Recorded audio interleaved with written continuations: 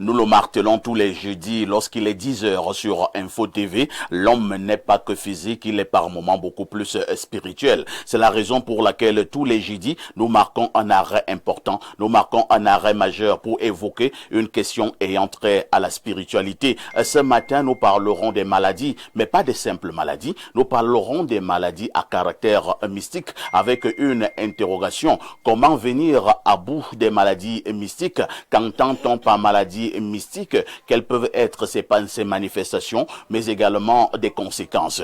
Nous savons qu'ils sont nombreux, elles sont également nombreuses qui souffrent de ces pathologies, qui souffrent de ces maladies à caractère mystique. Le lieu est venu pour être connecté. Certainement, à la fin de ce programme, ils sont nombreux, elles sont nombreuses qui auront une solution à leurs questions, certainement lancinante. Lorsque nous avons dit cela, on vous révèle également que pour bénéficier de toutes ces délices, restez connectés au canal 6, mais également au canal 508 sur Canal Plus International. La très éblouissante Claudia nous retrouvera tout à l'heure pour une balade informationnelle. Alain Douk est toujours présent pour la dénonciation du jour. Merci de rester fidèle au programme d'Info TV et surtout de regarder votre programme Espace Miné, jeudi spiritualité 10h 11h52.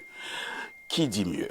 Et nous accueillons justement ces panélistes qui nous accompagnent ce matin. Ce ne sont pas des simples panélistes, ce sont des personnalités à caractère très spirituel. Cheikh Ali, faites précéder des imams. Bonjour. Bonjour, Perfecto. Bonjour aux copanélistes. Bonjour aux fidèles téléspectateurs. Assalamu alaikum à toute la communauté musulmane qui nous écoute en ce moment. Comment vous allez, monsieur l'imam? Je vais comme le Cameroun. Et comment va le Cameroun? Le Cameroun est un peu ambiancé. Vous connaissez l'actualité, c'est un peu ambiancé, ça bouge. Donc on essaie de bouger aussi dans notre communauté. Est-ce que la spiritualité peut résoudre le problème si jamais il y a problème au Cameroun? Bien sûr, on peut résoudre le problème par la grâce d'Allah subhanahu wa ta'ala. En réalité, il n'y a pas de problème, c'est parce que vous savez, quand les gens ont des intérêts égoïstes, égocentriques, c'est ça qui cause le problème. Je pense que si on a le souci des Camerounais, je ne dis pas de Cameroun, des Camerounais, je pense que le problème sera vite résolu. Mais est-ce qu'il faut exorciser le Cameroun? Vraiment, il faut exorciser le Cameroun. Et les Camerounais en partant. Et même les dirigeants camerounais, il faut les exorciser. Parce que vraiment, c'est la catastrophe. Vous savez que quand on parle d'exorciser, c'est des prières, tout simplement. Et quand on parle de prières, on s'adresse à notre Créateur. Est-ce que le Cameroun est hanté? Le Cameroun, vous savez que le Cameroun est plus que hanté. Ah bon? Oui, il y a tellement de charlatans, des sorciers, en veste et en grosse voiture au Cameroun. Parce que on pense que les charlatans, c'est des gens les vieillards du village sont cachés en brousse. Non, les vrais sorciers même sont dans les groupes, dans les bureaux avec les climatiseurs. Des grosses voitures, bien vêtues, des vrais sorciers. La preuve en est que beaucoup font des tours chaque week-end au village pour se ressourcer. Donc, j'ai également appris que certains au Cameroun boivent du sang. Bien sûr. Ah bon? Il y en a peut-être qui mangent de la chair humaine. Donc il y a des pratiques, il y a des cercles ésotériques au Cameroun qui sont très très dangereuses. Vous voyez tellement dans l'enlèvement d'enfants et des personnes. On en voit tous les jours dans les médias, dans les réseaux sociaux. Vous pensez qu'on enlève les enfants pour faire quoi avec eux? C'est pour faire des sacrifices. Je n'en sais rien. C'est pour faire des sacrifices humains. Surtout qu'en ce moment, c'est une période... Un jour, on mènera une enquête pour voir à quelle mesure ce que vous êtes en train de dire est vrai. Mais en attendant, nous vous disons déjà... Malheureusement, ça existe. Nous vous disons bien merci d'être là, Cheikh Ali, monsieur l'imam. En face de vous, nous accueillons un autre homme d'église. Il s'agit du révérend Bayon. Bonjour, révérend. Bonjour Parfait ici, bonjour à tous nos nombreux téléspectateurs. Je suis très heureux d'être avec vous ce matin. Bonjour aussi à tous les copanélistes qui sont là. Je salue aussi, je salue toute la communauté chrétienne et spécialement la communauté évangélique pentecôtisante. Vous êtes également de ceux qui pensent que plus que jamais, Dieu doit avoir un regard tendre sur le Cameroun. Le regard de Dieu pour le Cameroun a toujours été tendre. Mais vous savez, quand vous êtes un père, vous avez des enfants. Parfois, vous dites à un enfant, fais ceci, il ne le fait pas. mais vous restez confiant qu'il y a un temps où la raison lui vient. Donc parfois certains enfants, ils vous obéissent directement, l'autre c'est après avoir un peu souffert par la vie, il commence à comprendre les conséquences de ses actes. Par moment, ce que vous n'avez pas pu accepter dans la douceur, on vous l'inculquera par la douleur. Hein. Tout à fait. Parfois, il faut un petit fouet sur l'enfant pour qu'il comprenne certaines choses que vous essayez de lui inculquer pour son bien. D'accord. Merci, révérend Bayon, d'être parmi nous ce matin. Un autre homme d'église est également parmi nous ce matin. Lui, il est évêque. Monseigneur est là, bonjour. Bonjour, monsieur parfait.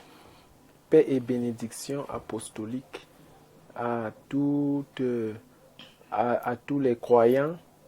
Une bénédiction apostolique à tout le Cameroun. Parce que mon peuple périt faute de connaissances. Et donc le Cameroun, le problème qui se passe au Cameroun, le Cameroun a besoin de la connaissance pour que nous sortions de beaucoup de problèmes qui nous minent. Donc cette connaissance est venue et c'est toujours les fils du Cameroun qui vont donner cette lumière. Au Cameroun, j'en fais partie de ceux qui vont œuvrer pour donner la lumière à leurs frères afin que beaucoup de développements suivent. Puisque là où les gens périssent beaucoup, il y a une médiocrité de connaissances. Et la pathologie la plus mortelle, c'est l'ignorance.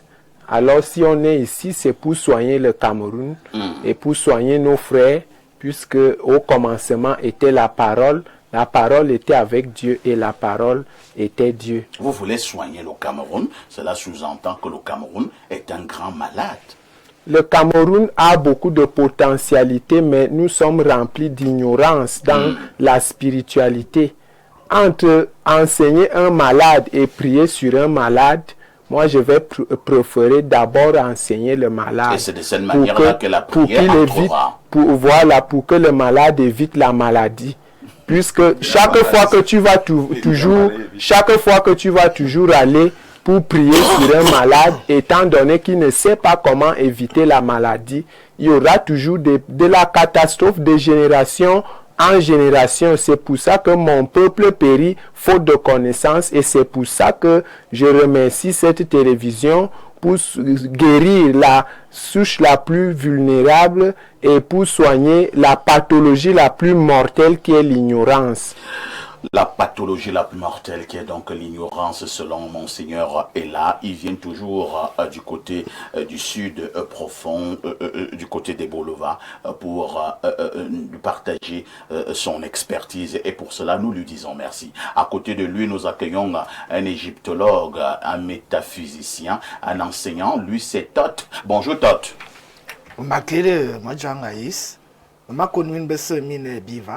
Ma commune bese mina metan mina boniut mina misi minasi au tep à toutes les sœurs et à tous les frères de combat pour la renaissance africaine.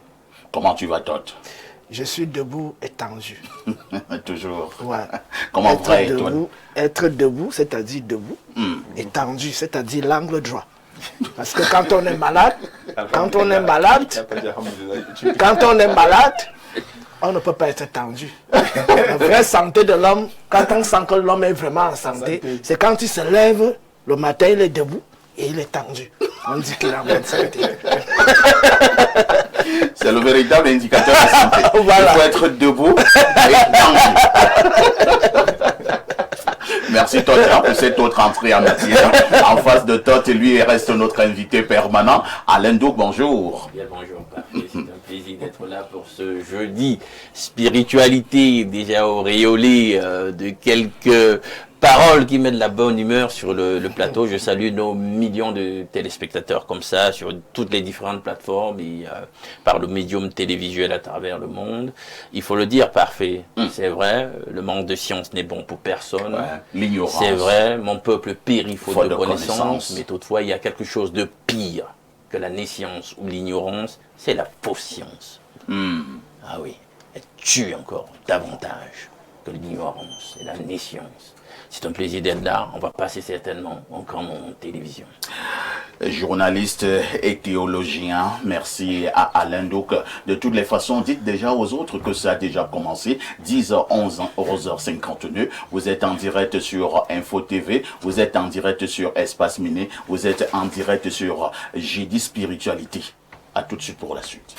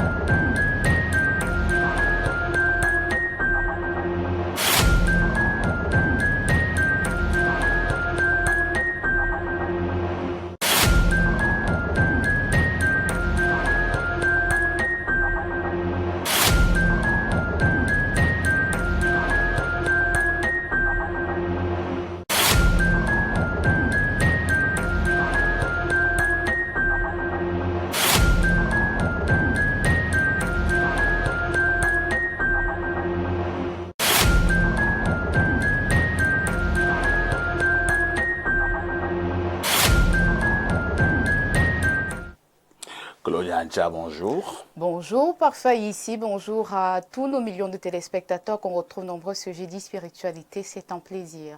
Trop d'énergie, hein? Beaucoup trop d'énergie. Mais j'espère que ce sont des énergies positives. Tout à fait. Alors, vous avez oublié votre, votre habit traditionnel pour ce jeudi. Ça veut dire que vous êtes prêt pour le combat? De plus en plus... je suis en train de voir un certain nombre de choses. Et il n'y a pas que cet habit. Donc, je peux avoir d'autres habits. Donc, je suis en train de collecter. J'aurai toute une collection d'habits traditionnels. On verra. Alors, verra. pour ce jeudi, j'ai comme l'impression que vous n'êtes pas assez protégé. Hein? C'est ce que vous croyez. D'accord. Les véritables personnes protégées, ils n'ont pas des tambours et des trompettes. Hein. Ah oui. Les plus grands initiés sont très calmes. Mais extrêmement profond. Mais si tu vois quelqu'un qui bavare là, pop, pop, pop, pop, comme le maïs à côté du feu, il n'est rien. Alors, parfois ici, je dois vous faire part d'une petite situation, enfin une insolite. Alors, vous avez un tic, justement, parlant de... Vous avez ces tics-là et à la maison, il y en a qui attendent souvent aussi ce moment.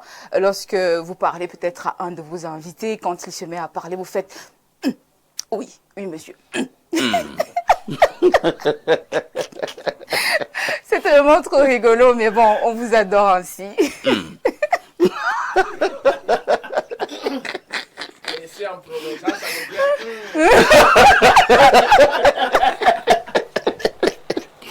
Oh, Claudia. Je vous assure. Ça fait partie de la modération. Exactement. C'est-à-dire que quand un invité, surtout quand il est profond, Justement. tu dis...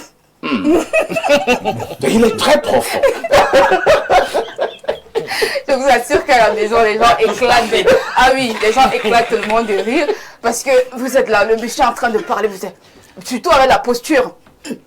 Et monsieur. Claudia, tu m'as eu ce matin. Je préfère qu'on aille en kiosque. Les journaux.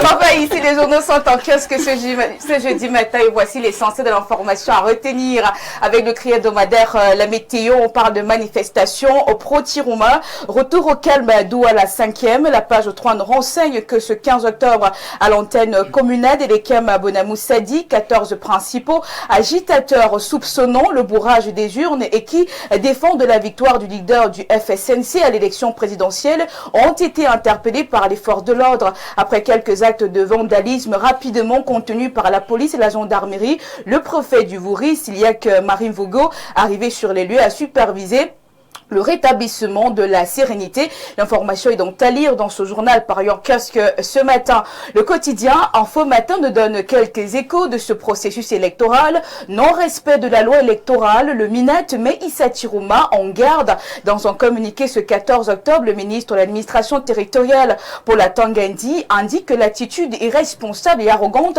du candidat Issa Chiroma Bakary sera traitée avec rigueur et fermeté. Même son de cloche avec le billet hebdomadaire Le Point qui revient justement sur ce scrutin présidentiel. Le ministre de l'administration territoriale avait déjà dans une sortie ferme rappelé le cadre légal du processus électoral et le code de bonne conduite signé par tous les candidats. Malgré les menaces, sans attendre la proclamation des résultats officiels par le Conseil constitutionnel, le candidat du FSNC a ouvertement déclaré sa victoire. Il sera traité avec rigueur et fermeté par la République. Résultat du scrutin présidentiel, perturbation du processus électoral, Issa Chiroma Bakary est dans le moulinex de Paul à Tanguy. Le messager qui est en kiosque ce matin nous dit plutôt que la rue gronde, à Douala comme à Garoua, à Bafoussam comme à Tchon, la rue s'enflamme à l'approche des résultats du scrutin dans un climat de méfiance, de militarisation et de revendication populaire, apprend-on de la page 2 à 3. Pour ce processus électoral, le quotidien Capitaux Public Cameroun Tribune fait un appel au civisme. Dans un communiqué publié hier, le ministre de la Communication, porte-parole du gouvernement, dénonce la publication de faux résultats de la présidentielle à travers divers canaux et l'attitude d'un candidat qui s'est autoproclamé vainqueur face à ces démarches et qui violent le code électoral. René Emmanuel Sadi invite les électeurs ou encore les acteurs politiques, la société civile et les professionnels des médias à faire preuve de responsabilité et de maturité.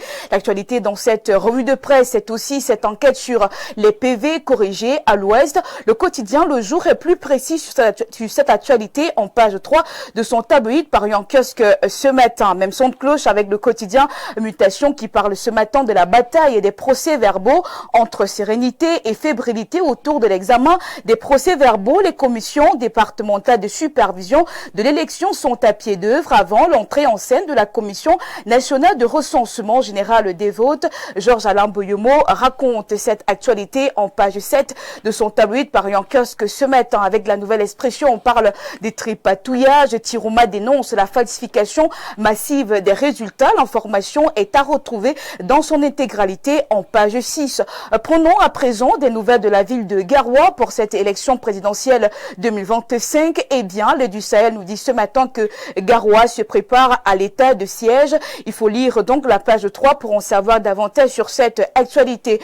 Je clôture cette revue de presse avec Caporal Info du directeur de publication Jacques Bayoglo qui nous donne ce matin une actu santé, lutte contre le cancer du sein, le plaidoyer de Anne-Yolande Ngo Miyogok. Dans une interview accordée au tabloïd, l'avocate invite toutes les parties prenantes à une synergie d'action et une solidarité institutionnelle dans le processus de lutte contre cette maladie. Elle sensibilise les femmes au sujet de l'importance du dépistage et se rendra au chevet des malades atteints de cette maladie le 24 octobre 2025 à Yaoundé. Le 25 octobre prochain, une marche sportive et un lâcher de ballons roses mettront fin à cette série d'activités organisées par le membre du Conseil de l'ordre des avocats au barreau du Cameroun. L'information est donc à lire de la page 3 à 4 ce matin par Faïssi. Merci Claudia pour toutes ces informations fraîches parues donc en kiosque au Cameroun. Nous nous disons à demain à 10h pour la dernière production de la semaine. Bien évidemment, par Faïssi, merci et surtout bonne suite d'émission à vous. Merci Claudia, mais n'oublie jamais le conseil. Petite Claudia, tout ce qui brille n'est pas or, ma petite reste très très prudente. Et notre touche pause s'impose.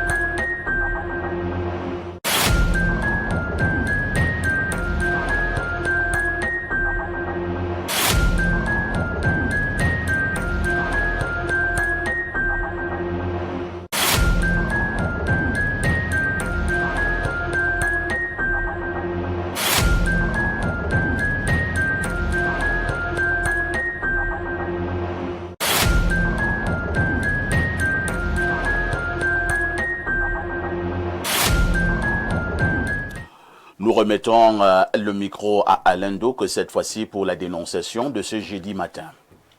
La dénonciation de ce jeudi est relative à une observation faite au sujet des institutions hospitalières dans certaines villes, certaines localités du Cameroun.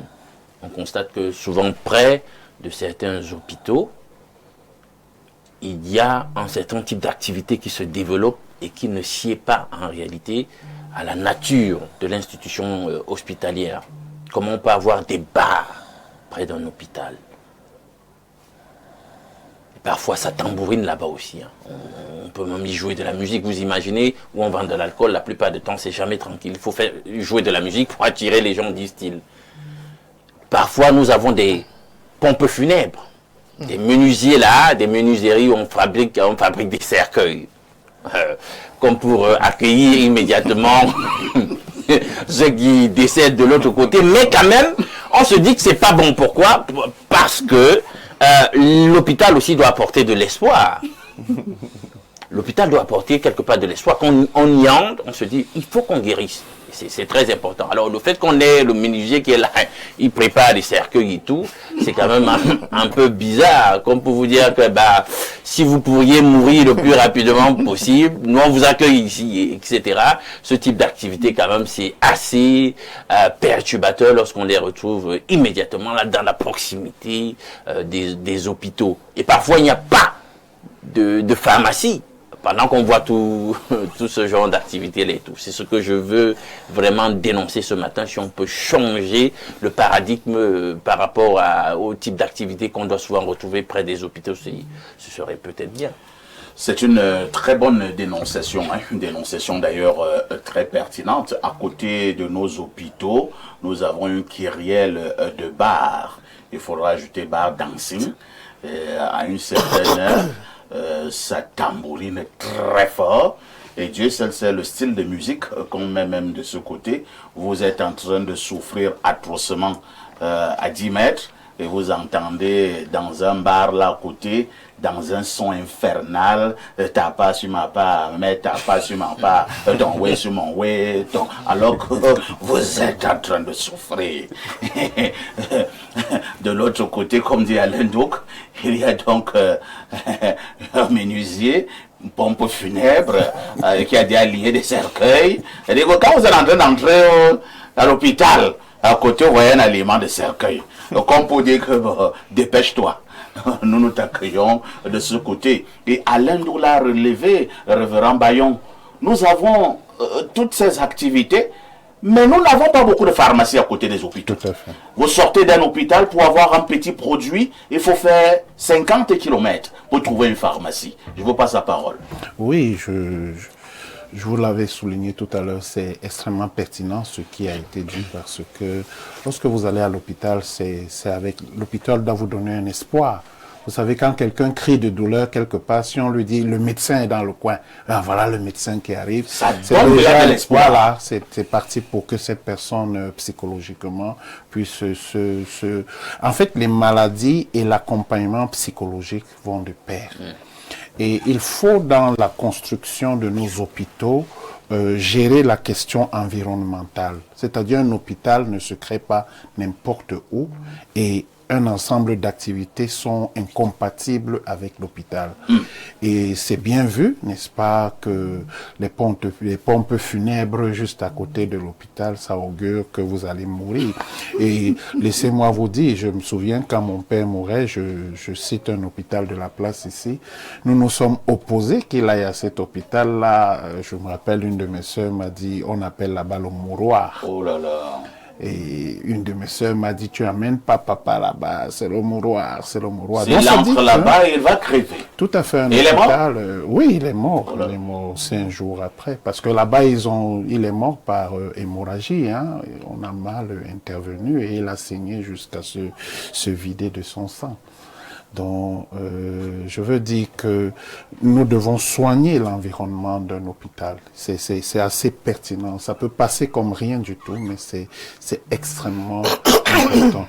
Les gens qui font le commerce par exemple, des cercueils devraient se mettre un peu plus à l'écart. Ça doit être d'ailleurs quelque chose de très discret. C'est presque immoral de présenter à des vivants des cercueils. Le cercueil a quelque chose d'effrayant, a quelque chose d'abject.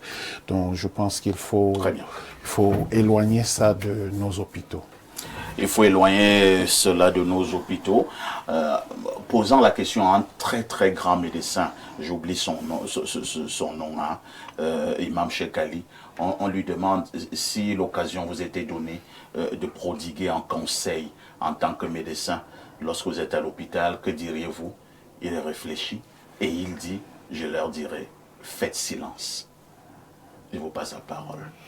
Effectivement, parfois ici, vous savez que le malade a besoin effectivement de silence. La preuve en est que dans les hôpitaux, quand les gens haussent la voix, surtout les visiteurs haussent la voix, on leur demande de baisser la voix, c'est parce que le malade a besoin de silence. Parce qu'il y a des malades qui sont tellement sensibles, du moins qui ont des maladies qui sont tellement sensibles qu'il faut le silence. Et l'un des meilleurs remèdes de la maladie, c'est le repos. On ne peut pas se reposer avec du bruit. C'est pas possible. Bien, ça va être très très difficile. Et le malade il a besoin des paroles de réconfort, de motivation, de réconfort. Et de savoir qu'à côté de l'hôpital, il y a des gens qui s'enjoignent, qui sont joyeux, qui sont contents. Ça veut dire que c'est comme si eux, ils se moquaient de lui. Les pompes funèbres qui sont à côté, le gars est dans son business. Il se dit, s'il est loin de l'hôpital, il va rater les clients en fait.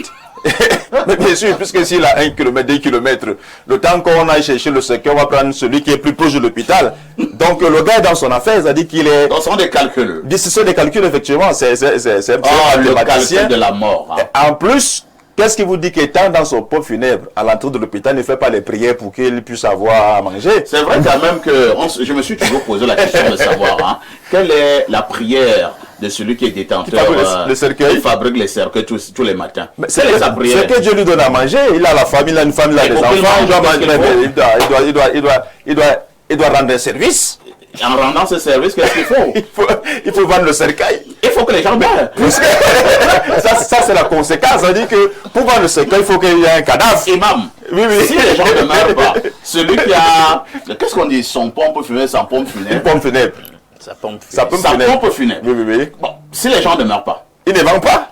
Et s'ils ne vendent pas, ils ne mangent pas. Et comme enfant. Et s'ils ne mangent pas, ils ne peuvent pas payer le loyer. Il est possible que tous les matins, détenteurs d'une pompe funèbre, mais parfois, prie pour que les gens meurent. Quand vous sortez de chez vous, vous faites une prière pour que vous puissiez travailler, vous avez votre salaire. Mais celui qui fabrique les cercueils, il prie aussi pour avoir de l'argent. Et prie pour que les gens meurent. Heureusement, nous en islam, on n'a pas ce problème-là de pompes funèbres, on n'a pas ce problème de cercueil. Nous, avec un linceul qui est même donné gratuitement, le problème est résolu. Mais je dis, à l'entrée d'un hôpital, quand même, pour moi, c'est bien aussi. C'est bien. Il faut que le malade en entrant sache qu'il peut sortir cadavre. Ça va lui permettre de méditer. Oui. Non, comment? Ça l'affaiblit psychologiquement. Vous pensez que ceux qui vendent les oranges viennent faire quoi? Chercher l'argent. Celui qui vend les cercueils vient chercher aussi l'argent. Ceux qui vendent les bananes et autres fruits. Il y a encore plus grave, c'est qu'il faut même dénoncer, M. Alain Douk, c'est ceux qui vendent les médicaments à l'entrée des hôpitaux. Les vendeurs ambulants. Mais c'est normal. On va les compresser. Non, c'est pas normal puisque l'hôpital est là pour gérer tout ce problème-là. Quel problème? On va les compresser. Dans nos hôpitaux, il y a suffisamment de médicaments, de produits. Je ne parle pas de pharmacie, je parle des vendeurs de médicaments ambulants. À un moment, même ces revendeurs là, ils aident beaucoup. Bon, d'accord, de toutes les façons, c'est vous qui le dites. Parce que vous arrivez dans un hôpital, Imam Cheikh Ali, oui. Il n'y a pas ce que vous avez appelé là les compresses, il n'y a pas même le coton. Même le coton. C'est vrai. Il n'y a même pas, comment vous appelez ça, pour piquer quelqu'un là. Je suis arrivé. Une seringue. Et c'est vrai ce que vous dites. Donc c'est en face là de l'hôpital, les gens qui sont des vendeurs ambulants là, c'est eux qui ont ces seringues là et tout ça. Donc s'ils ne sont même plus là, ce sera dangereux. C'est une toute réalité. Je suis arrivé dans un hôpital parfois ici pour faire un don de sang. C'est un hôpital public. Oui. Je ne vais pas citer le nom. Après avoir donné le sang, vous savez comment on a nettoyé le sang, du moins on a interrompu la coulée du sang. Non. Le papier hygiénique. Voilà. Hôpital public, papier hygiénique. J'ai demandé, mais il n'y a pas de coton dans cet hôpital. C'est même un grand hôpital. Bien sûr, c'est un hôpital public très, très connu, pas privé, dit public. Un hôpital d'État. J'ai dit, mais un hôpital comme celui-ci, il n'y a pas de coton. On me dit, vraiment, vous savez, imam, ici, là, j'ai dit que je vais vous filmer, vous montrer, je vais envoyer aux journalistes. Il dit, vraiment, filmez, ne nous filmez pas. J'ai dit, mais comment un hôpital d'État, il n'y a pas de coton? Il n'y a pas de coton. Papier hygiénique. Je suis parti donner le sang. Don de sang, papier hygiénique. Quelle honte! Quelle honte! Donc c'est une triste réalité. Mais nous disons que nous interpellons les pouvoirs publics vraiment de pouvoir résoudre cette situation parce que c'est vraiment alarmante. Monseigneur, hélas, ce matin, nous dénonçons ces multiples bars à côté des hôpitaux. Nous dénonçons également ceux qui ont ouvert des grandes activités à côté des hôpitaux aussi, la vente des cercueils, la vente des gerbes de fleurs, des gerbes de fleurs pour les deuils, hein. Ce ne sont pas les fleurs pour les salons d'habitation. Que faut-il faire pour que nous revenions un peu, que nous ayons encore un peu d'humanisme? Donc, du moins, je vais d'abord dire que la société africaine n'a pas le même fonctionnement que la société européenne ou américaine. Les Blancs ont une manière de planifier la vie et l'homme noir ne planifie rien. Et c'est pour ça qu'il y a un désordre urbain dans tous les sens. Il ne s'agit pas seulement de l'hôpital. Ça dit l'homme noir, après avoir vendu le cacao, quand il a mis l'argent dans la poche, il ne sait pas qu'il doit faire ceci et cela. Quand il se retrouve au marché, il n'a pas prévu qu'il devait payer un certain nombre de choses, mais à cause que l'argent est dans la poche et avec le problème qu'il a eu là, il n'a pas planifié. Donc l'homme noir ne sait pas planifier, c'est pour ça que les choses sont en désordre en Afrique. Et par contre, le blanc, avant qu'il ne fasse quelque chose, il planifie. C'est pour ça que vous allez voir un désordre urbain dans des marchés et là où le gouvernement a fait des marchés adéquats, peut-être marché des fruits, si tu pars t'installer là-bas, tu ne vas pas vendre les fruits, par exemple. Si le gouvernement fait un marché d'habits, si tu pars t'installer là-bas, tu ne vas pas avoir les clients. Et les gens préfèrent de partir là où les gens partent se ravitailler pour à manger et à boire, pour peut-être faire le commerce ambulant. C'est pour ça, vous voyez, tout est dans le désordre. Parce que l'homme noir ne sait pas planifier.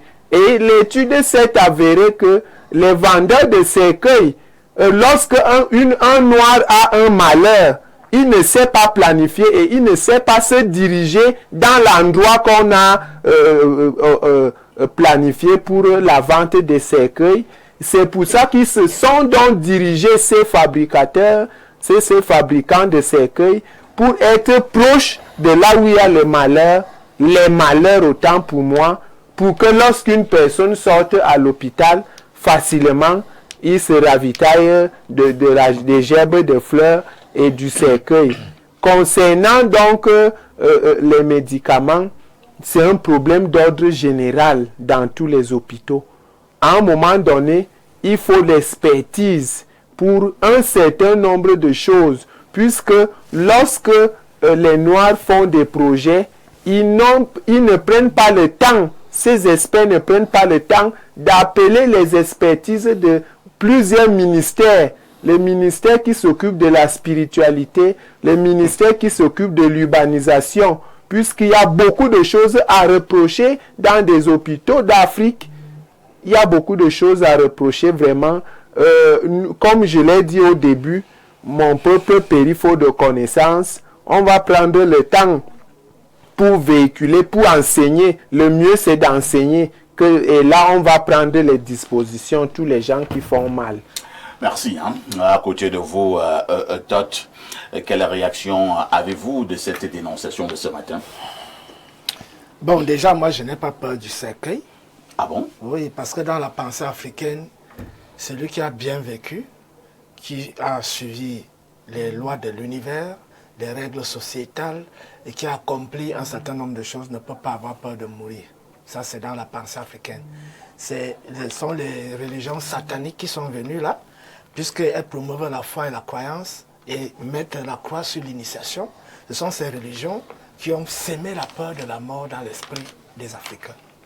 Donc, si les Africains aujourd'hui ont peur de la mort, c'est parce qu'ils se sont déconnectés de leur sagesse et de leur vision du monde. Moi, je n'ai pas peur de la mort parce que je suis resté un vrai Africain. Et je pense que toi aussi, tu es en train de redevenir un vrai Africain.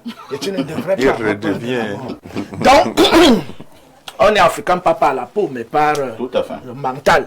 C'est-à-dire ton univers de représentation. C'est ça qui fait de toi un vrai Africain. Bon, là maintenant, je vais aller en porte-à-faux avec le frère Ella, qui insulte son propre peuple. Il ne fait pas le diagnostic de l'histoire de l'Afrique. Il dit que, quand tu l'entends parler, il veut dire l'Africain est par essence indiscipliné. C'est-à-dire qu'il ne fait pas le bilan de l'histoire du peuple noir. Les chefferies, les anciennes chefferies étaient bien organisées. Les aînés respectaient, les enfants respectaient les aînés. Les enfants ne prenaient pas la parole n'importe comment. La société était bien organisée. La société actuelle, parce que c'est là où il devait se cristalliser. La société africaine actuelle est le fruit d'un long processus d'aliénation qui a produit des malades mentaux. Partant des écoles, en passant par les religions, jusqu'au milieu administratif, c'est-à-dire professionnel. Nous n'avons qu'une société constituée de malades. Je prends l'exemple des bars. Le bar ou le snack doit être un lieu de détente où tu peux prendre une bière ou un verre de whisky pour entretenir une conversation avec ton ami ou ton collègue. Oui. Mais il y a une devise aujourd'hui, on dit on ne réfléchit pas au bar. Ah bon? Donc on met le son jusqu'à les oreilles, le tympan va se casser. Donc vous êtes seulement là pour envoyer lever les coudes. On ne cause pas au bar. Donc voilà un milieu où on forme les malades mentaux, le milieu des bars aujourd'hui. Le bar qui, quand les anciens, lieu de détente. Quand les anciens prenaient un pot autour de 10 litres de vin de palme, de 20 litres de vin de palme, ils sont peut-être 10 ou 15. C'est pour parler des problèmes, régler les problèmes du village. Il y a les colas, il y a le ndon et tout ça. Mais le bar est devenu aujourd'hui l'asile des fous. Donc on commence à préparer les gens pour les hôpitaux. Maintenant, le deuxième milieu où on forme les malades mentaux, c'est dans les religions. Ah bon? Oui, on sème la peur de l'enfer. Ton père est un sorcier, ta mère est une sorcière, ton petit frère, tout le monde est sorcier autour de toi. Et que ta famille, même tu dois te séparer des tiens pour rejoindre la congrégation religieuse où on vous suce chaque jour avec les dîmes et où on profite surtout des femmes. Donc c'est aussi l'asile des fous là-bas. Il y a beaucoup qui sortent de ces religions-là, qui marchent dans la rue là, qui sont des fous. Ils crient au nom de Jésus, c'est-à-dire en mangeant dans les poubelles. Voilà. Donc c'est aussi un asile de préparation de fous, les religions. Maintenant, l'école elle-même forme les fous. Pourquoi? Parce que on vous enseigne tellement de théories sans pratique. Vous êtes les laboratoires, vous regardez l'état des laboratoires dans les universités. C'est dans les écoles privées où on fait l'effort d'avoir de bons laboratoires pour la recherche. Donc, on forme des gens aériens qui planent haut, mais ils parlent beaucoup, mais sans être capables de réaliser les choses concrètes. Et ils sont dans un univers de représentation hybride. Ils sont à mi-chemin entre la pensée africaine et la pensée occidentale. Et d'autres se déconnectent totalement, se décolorent et deviennent des occidentalisés. Mais quand ils arrivent en Occident, ils ne sont pas reconnus comme tels. Ils sont rejetés par les Occidentaux. Donc, il y a aussi finalement, il est perdu. Donc, c'est aussi un milieu de fabrication de fous là-bas. Dans les administrations, les frustrations qui se créent, même dans les hôpitaux, il y a plein de médecins qui ont des problèmes psychologiques. Oui, bien sûr. Tu arrives pour qu'un médecin t'accueille, parce que le médecin doit être un bon psychologue. Quand le médecin veut accueillir son patient, il s'assoit d'abord lui-même posément. Il prend le temps pour t'écouter attentivement. Tu arrives, le médecin dit, oui, je vous écoute. Le médecin est là-bas. Tu dis, tu commences à bégayer parce que tu as perdu même le fil des idées. Alors que c'est l'atmosphère où l'homme doit le plus être écouté. Ne serons donc pas étonnés que les gars qui fabriquent les cercueils là, sachant tout ça, que la société n'est que faite de malades et que l'hôpital maintenant c'est le coup de semence, le coup de grâce qui fait en sorte que partant des maladies des bars, c'est là-bas qu'on va t'achever. Voilà, partant des maladies des bars, des écoles, des religions, on arrive à l'hôpital. Maintenant, le médecin lui-même te traumatise encore même plus que le traumatisme que tu as reçu. Et je les comprends parfois aussi, c'est dû aux frustrations, des problèmes de salaire, ils sont mal payés, ils sont mal entretenus. Donc la société n'est que faite de malades. Et c'est pour ça que les vrais psychologues africains, pas les psychologues de Freud, des histoires là, les vrais, doivent prendre les choses en main pour thérapeutiser ce peuple. Merci, Todd, pour ces explications. Alain Douk, que doit faire le législateur? Est-ce que la réglementation en vigueur au Cameroun n'a pas quand même prévu que à côté des hôpitaux, ça devrait être plus ou moins sain et il y a un certain nombre d'activités qui ne devraient pas être menées. Est-ce que les autorités ne voient pas ces activités qui polluent l'atmosphère au niveau de nos hôpitaux et finalement avec des conséquences très graves à l'endroit des patients? La réglementation, elle est importante, le juridisme a sa place, mais il y a même des choses qui relèvent totalement du bon sens, sans en attendre de l'ingénierie juridique sur un sujet. Le bon sens. Et je constate que par rapport à la dénonciation, il y a des plaidoiries logicielles, c'est-à-dire que parfois tu fais une dénonciation, on va quand même trouver un moyen de faire son plaidoyer, voilà, par rapport au retour à une certaine africanité, même si le sujet n'est pas très directement lié à cela. Vous voulez parler de Todd? Oui, Todd, lui, c'est un prosélyte. Donc, c'est la propagande. Mais moi, je reste focus sur la dénonciation. La dénonciation, elle veut ceci. L'hôpital doit être un lieu de calme, de sérénité. Vous savez, quand vous parlez de la médecine restauratrice et alternative, on vous dit, et même dans la médecine conventionnelle, on vous dit que la nature guérit. La nature guérit. Alors, qu'est-ce qu'on retrouve la plupart du temps dans la nature? C'est le calme. Le calme. Là, on doit avoir un milieu qui est. Il ne doit pas avoir de nuisances olfactives, de nuisances sonores. Ça perturbe.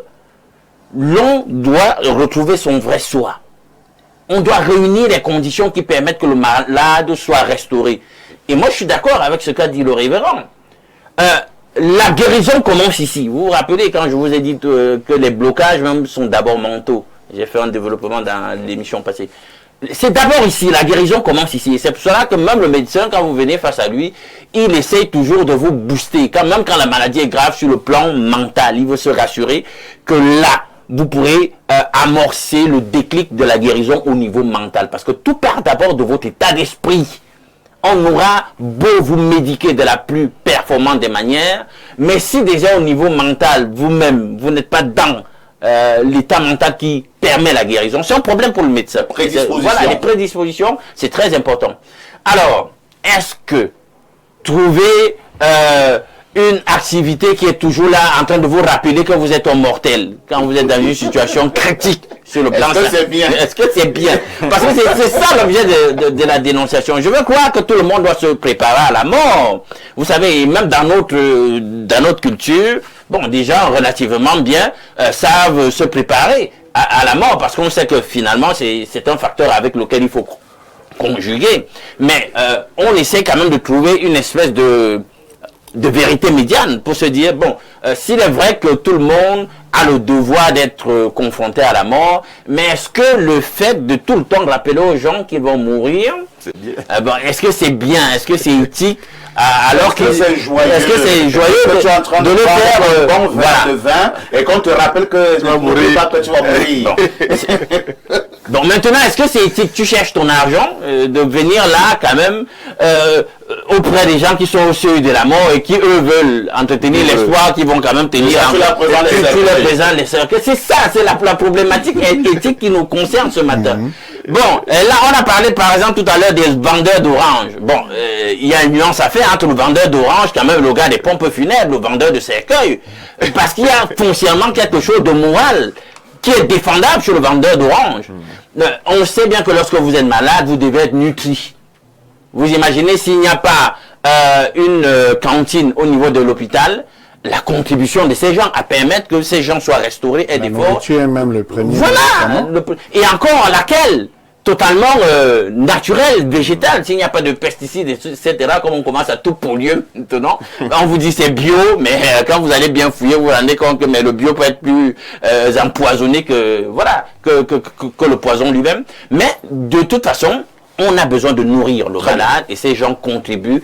Il n'y a pas de commune mesure quand même entre eux et les pompes funèbres. Donc il faut assainir le secteur. Il ne faut pas venir polluer hein, les nuisances sonores, les nuisances olfactives, parce que dans notre contexte, il faut même invoquer la proximité, même peut-être même de certaines poubelles, de certaines décharges, près des institutions hospitalières, ou des infirmeries, ou des centres, des centres de santé. C'est pas normal. Il y a même également les filles qui vont dans des hôpitaux, qui doivent être bien habillées. Voilà. Parce que quelqu'un est dans un état psychologique affaibli, vous passez avec une minuje bizarre. Mais c'est peut-être que ça peut ça peut aussi le guérir. Ça peut le mettre debout comme... je sais pas. Monseigneur est là et qui veut reprendre la parole Oui, là. je suis un peu étouffé parce qu'il faut laisser tout le monde parler. Lorsqu'on est ici, c'est pour véhiculer la vérité. Et je voudrais rappeler à M. Todt que la religion est une spiritualité qu'il le note aujourd'hui. Et l'église qu'on a aujourd'hui, c'est une spiritualité africaine. Faux. Et je m'explique. Lorsqu'il dit qu'il est égyptologue, qu'il aille lire dans les livres de Mahat. S'il lit dans les livres de Mahat, notre Père qui est aux cieux est écrit dans les livres de Mahat. C'est faux. Deuxièmement, le dieu Osis en Égypte. Osis c'est qui? Quel est le... Osis en Égypte a fait la messe et il disait voici mon corps Osis. et voici mon sang. Y a-t-il une divinité Tout ce qui que nous sommes en train de faire, tout ce que l'église catholique, puisque si vous partez au Vatican, vraiment. le poteau qui est au milieu du Vatican a l'œil du dieu Osis de C'est l'Égypte. un obélisque volé en Égypte. Tu ne connais même pas de quoi tu parles. Je suis en train de te montrer une sincère vérité. Même le nom de la divinité, tu ne connais pas. Même ce qu'on pratique ici en Afrique, il s'agit de la religion. Et la religion que nous avons a toute la vérité que nous pratiquons ici en Afrique, qu'on ne peut pas s'en passer. Il arrête un peu de saboter les religions. Qu'il essaie un peu, qu'il arrête un peu, qu'il essaie un peu d'arrêter de saboter les églises. Puisque ces églises ont été faites, c'est ça que tu fais, ont pris corps ici en Afrique. Non, c'est faux. Merci, c'est faux. Donc c'est ce message que je voudrais laisser à M. Todt. Il vient de montrer qu'il laisse de saboter les églises. Puisque la religion est une spiritualité. Les gars. Nous nous calmons. La religion est une spiritualité. Nous allons marquer une touche pause et on reviendra dans quelques minutes pour la lecture de vos nombreuses contributions.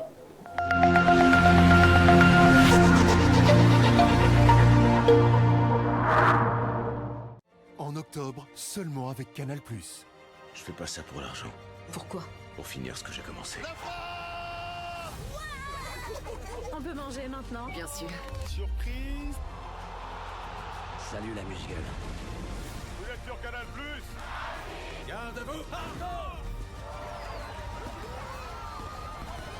Cinéma, sport, séries, documentaires et grands spectacles avec Canal+, changez de dimension. Vous avez l'offre Access à 5 000 francs, accédez à la formule Évasion pendant 30 jours pour seulement 2 000 francs de plus. Réabonnez-vous en choisissant bien la formule Évasion en point de vente ou par Mobile Money.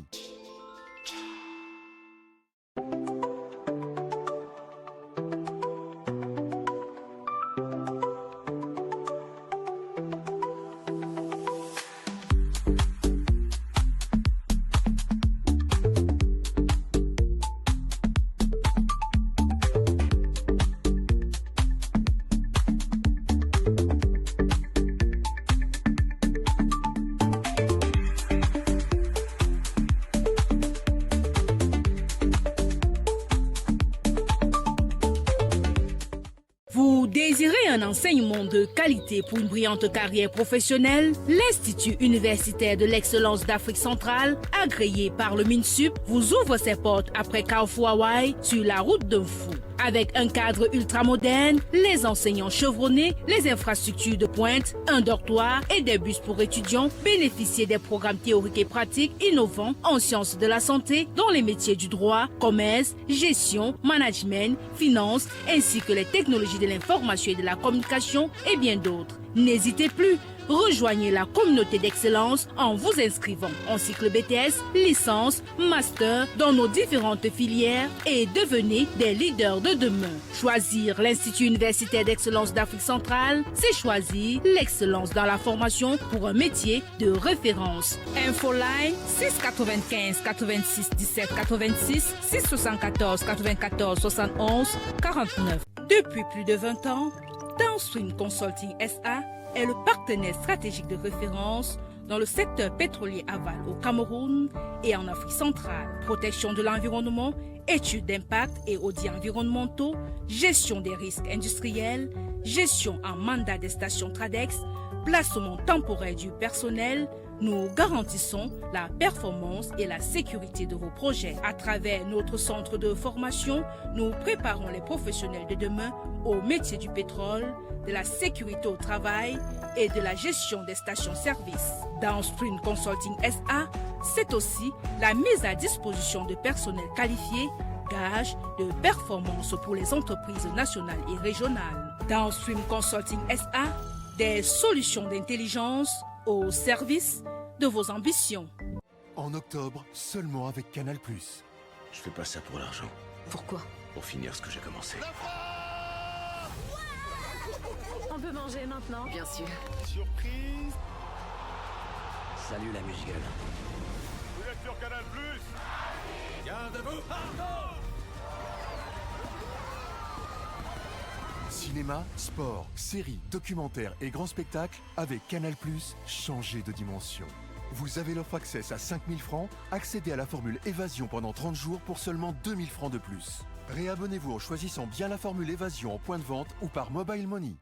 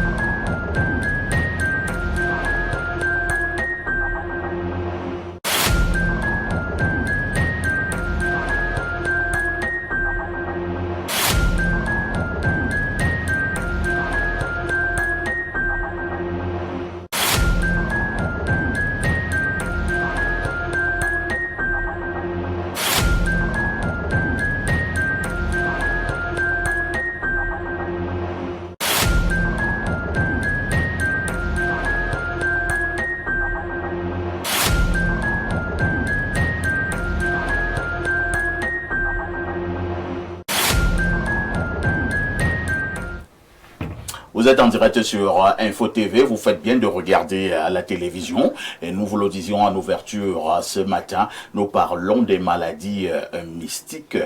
Quel est le regard que vous posez sur ces maladies mystiques? Pouvons-nous venir à bout des maladies mystiques? C'est cette problématique qui nous intéresse ce matin. Je vais commencer par le révérend Bayon. Révérend Bayon, c'est déjà quoi une maladie mystique?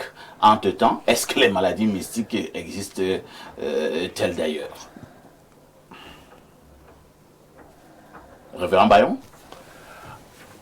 Vous n'êtes pas avec moi là? Je m'excuse, j'étais pas avec vous. J'ai eu une petite annonce urgente qui me... Allons-y, je vous écoute, reposez votre question. Nous allons poser la question à quelqu'un d'autre. Hein. Cheikh Ali, c'est quoi une maladie mystique? Bon, une maladie mystique, c'est une maladie d'origine surnaturelle. Au niveau de notre régie, nous parlons des maladies mystiques et non des simples maladies. Oui, oui. Donc, c'est une maladie d'origine surnaturelle qui peut être, dont les causes sont obscures, magiques. C'est une maladie liée à la sorcellerie. Donc, tout le monde peut être victime d'une maladie qui est mystique. Et d'abord, presque personne n'en échappe, sauf que le degré de maladie varie en fonction de la nature du mystique, quoi, ou de la sorcellerie. Donc c'est ça les maladies mystiques. Et la maladie mystique... Comment reconnaître une maladie mystique? Alors, comment reconnaître une maladie mystique? En islam, lorsque quelqu'un est malade, la première des choses, c'est qu'il y a à côté de la maladie mystique, il y a ce qu'on appelle le traitement des maladies mystiques, il y a ce qu'on appelle le traitement à base de plantes naturelles. Et si moi, j'ai affaire à un malade qui vient, la première question que je lui pose, c'est quels sont les symptômes qu'il ressent. S'il me dit, cher, voilà, je fais beaucoup de couches de nuit, je fais des couches de nuit tout presque à répétition, peut-être je rêve, je vois des choses bizarres, des personnes bizarres, ou je rêve à chaque fois des personnes qui sont mortes, soit de la famille, soit des collègues, soit des amis, ou je rêve que je suis en train de manger, ou je rêve que je suis en train de bagarrer, ou qu'on me poursuit. Là, si c'est de manière régulière, je dis bien régulière, parce que ça peut arriver à tout le monde de faire des cauchemars. Mais quand ce sont des cauchemars qui sont réguliers, on peut soupçonner que ça doit être du mystique. Premièrement. Deuxièmement, en état de veille, si quelqu'un a parfois de manière, je veux dire de manière régulière, la chair de poule, c'est-à-dire que tout le temps il ressent une chair de poule, ou bien tout le temps il sursaute. Oui, tout le temps il ressent une sorte de présence, de présence ou bien de frayeur. Parfois vous êtes comme ça, vous avez peur pour rien. Vous sentez de la chair de poule tout le temps, ou bien vous faites un même geste. C'est-à-dire, par exemple, vous pouvez gratter la tête à chaque minute, gratter le pied. À chaque minute, chaque seconde, vous êtes en train de faire un même geste. Voilà des signes. Voilà des signes. Ou alors, vous avez des visions qu'on appelle des hallucinations. C'est-à-dire que vous êtes comme ça, tout serein, vous avez l'impression d'avoir vu une image ou une ombre passer à une vitesse éclair. Ou bien vous avez l'impression que quelqu'un est en train de vous toucher, une partie du corps. Ou bien vous avez les paralysies du sommeil, c'est-à-dire vous dormez, vous êtes conscient, mais vous êtes incapable de bouger ni de parler, alors que vous êtes conscient, ou à demi-conscient. C'est-à-dire, parce que quand on parle de comment reconnaître quelqu'un qui m'a dit, il faut diagnostiquer la personne. Le diagnostic, c'est ça. On pose un ensemble de questions pour savoir, est-ce que, par exemple, dans vos cauchemars, vous avez beaucoup des serpents, des chiens qui vous mordent, des serpents dans la maison, quand c'est de manière régulière. Je précise régulière, pourquoi? Parce que tout le monde peut avoir des cauchemars. Il y a des gens, lorsqu'ils rêvent qu'il a vu un cafard, ils se plaignent déjà que c'est le voisin, c'est la sorcellerie. Non. Mais si vous voyez le cafard tous les jours dans le rêve, c'est mystique. C'est mystique. Il est fort pour voir qu'il soit mystique. Très bien. Alors, lorsque cela est dit, et aussi, s'il n'y a pas ces symptômes apparents, ça veut dire apparents, pardon, on demande à la personne si la personne est allée dans un hôpital. Parfois, les gens viennent, j'ai mal à la tête, j'ai de la migraine, j'ai mal d'estomac, j'ai mal au ventre, j'ai suivi un traitement adéquat, c'est-à-dire au mal de tête, au mal de ventre, au mal d'estomac, aucun résultat. Parce qu'il y a des gens aussi qui, lorsqu'ils sont malades, ils voient le noir partout. Il a mal à la tête, il dit que non, ça c'est sûr que c'est la sorcellerie. Ça c'est la magie. Non, il n'y a pas la sorcellerie partout. Première des choses, quand c'est des maladies qui touchent directement le corps physique, moi je demande, est-ce que vous êtes allé à l'hôpital? Si vous êtes allé, qu'est-ce que le médecin il a dit? Voilà ce que le médecin a dit, qu'est-ce qu'il a prescrit? Voilà ce qu'il a prescrit. Est-ce que vous avez suivi le traitement? Parce que les deux traitements vont ensemble, quoi. Est-ce que vous avez suivi le traitement prescrit par le médecin? Oui, j'ai suivi. Malgré ça, les symptômes persistent et restent. Là, maladie mystique. Je prends le cas pour chuter un exemple d'une maman âgée qu'on m'a amenée. Elle était malade, mal de ventre pendant des années. Alors, elle est venue à Yaoundé, on a fait les examens. Alors, les examens ont dit qu'elle avait un début de cancer intestinal. C'est-à-dire que, début de cancer intestinal. La mère dit que non, moi, on n'opère pas. Parce que le docteur dit qu'il faut opérer. Si on n'opère pas, c'est fini pour elle. Elle dit, moi, je ne veux pas l'histoire d'opération. Alors, lorsque on m'a amené le malade, moi, j'ai fait des prières, j'ai fait ce qu'on appelle en islam la ruqya. Et c'est avéré qu'elle n'avait aucun cancer, n'avait aucun problème, sauf que c'était d'origine mystique. Puisqu'il y a eu des manifestations, c'est-à-dire que visibles, qu'elle était plutôt possédée. Parce qu'il y a beaucoup de gens qui ont ces maladies mystiques. Et les esprits qui possèdent ces gens déroutent souvent la famille et même les médecins. C'est-à-dire que l'esprit qui est dans le corps du malade vous donne une migraine parfois ici. Vous pensez que ça là, je vais prendre les effaragans et autres. Alors que ce n'est pas le cas. Parfois c'est le mal de ventre, parfois c'est le palu. Lorsqu'on fait des prières par la grâce d'Allah subhanahu wa ta'ala, on découvre que c'est une maladie d'origine mystique. Merci, Imam Cheikh Ali, pour ces explications. Monseigneur est là. Au moment où nous parlons des maladies mystiques, au-delà de ce que l'imam vient de relever tout à l'heure, à votre niveau, qu'est-ce que vous entendez par maladie mystique, vous qui êtes également ancré dans la donne traditionnelle? Et maintenant, comment venir à bout des maladies d'ordre mystique? Donc, je vais d'abord dire aux gens qu'ils prennent bien les oreilles et qu'ils écoutent. Lorsque on entend par maladie mystique, la maladie mystique, ça vient d'abord du mauvais sort. Lorsqu'on lance un mauvais sort à une personne, puisqu'il y a certaines personnes qui sont initiées pour lancer les mauvais sorts aux autres semblables. Donc, ces mauvais sorts, on peut te lancer le sort du sida, on peut te lancer le sort du cancer, on peut te lancer. Donc, il y a plusieurs sorts qu'on peut te lancer. Ça dépend de tous les noms des maladies. Maintenant, cela signifie que vous voulez nous faire comprendre que le sorcier africains, pour ne parler que de cela, ils peuvent vous lancer des maladies. Vous avez cité par exemple le sida, le cancer, on peut citer la tuberculose. Exact. Donc, toutes les maladies qui existent sur le plan scientifique, le sorcier peut les lancer. Oui, les sorciers qui détiennent les sorts des maladies lancent toutes sortes de maladies. Ça peut être la tuberculose, le sida, l'hémorroïde, le mal de ventre, et tout ce qu'on peut dire. Maintenant donc, ces sorts entrent dans les 4 éléments. Il y a les sorts de l'eau, il y a les sorts de feu, il y a les sorts de l'air et il y a les sorts de la terre. Maintenant, comment ressentir le sort de l'air? Vous savez que lorsque l'homme dort, l'âme se balade. L'âme, c'est ce qu'on appelle le corps éthérique. Et ce que le sorcier a lancé dans l'élément l'air, vous ressentez cela lorsque vous dormez pendant les rêves, quand ton âme se balade.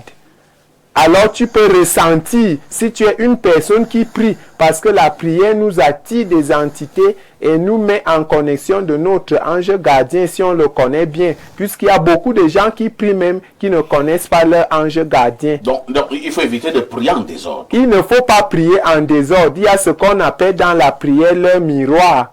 Toute personne a leur miroir, l'heure à laquelle tu dois être en contact avec ton ange gardien. Il y a beaucoup de prieurs qui prient même qui ne connaissent pas leur ange gardien. Dommage. Alors quand tu appelles ton ange gardien, si tu le connais déjà, ceux qui veulent le nom, je peux leur donner n'importe quel, puisque j'ai tous les noms des anges pour les besoins des gens en fonction de leurs actes de naissance. Cela signifie que chaque personne qui existe a un ange gardien. Chaque personne a un ange gardien. Donc, parfois, ici a son ange gardien. Exact. Il faut Alain Douk a son ange gardien. Exactement. Ainsi de suite. Même si je reçois 10 000 personnes par jour, je suis capable de donner le nom de l'ange gardien à tout un chacun. Alors, quand tu pries ton ange... Est-ce qu'il est possible que nous ayons aussi le même ange gardien? Il n'est pas possible. Il n'est pas possible, monsieur parfait. Il n'est pas possible que vous coïncidez.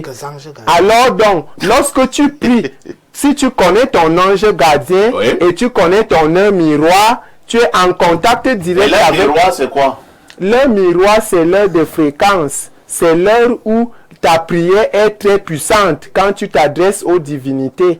Donc, lorsque il y a les gens qui ont leur miroir qui peut être 14 heures, qui peut être 15 heures, qui peut être 4 heures. Et comment toi tu sais que bon, parfait, ici, voici son heure miroir. Tot, voilà son heure miroir, voilà son ange gardien. Comment faire pour le savoir? Et c'est des hautes études dans la spiritualité pour donner une guérison de haut niveau, puisque là-bas c'est la guérison de haut niveau. Chacun doit connaître son ange gardien, ne pas prier en désordre, parce que Jésus est loin. Et quand tu nais avec ton ange gardien.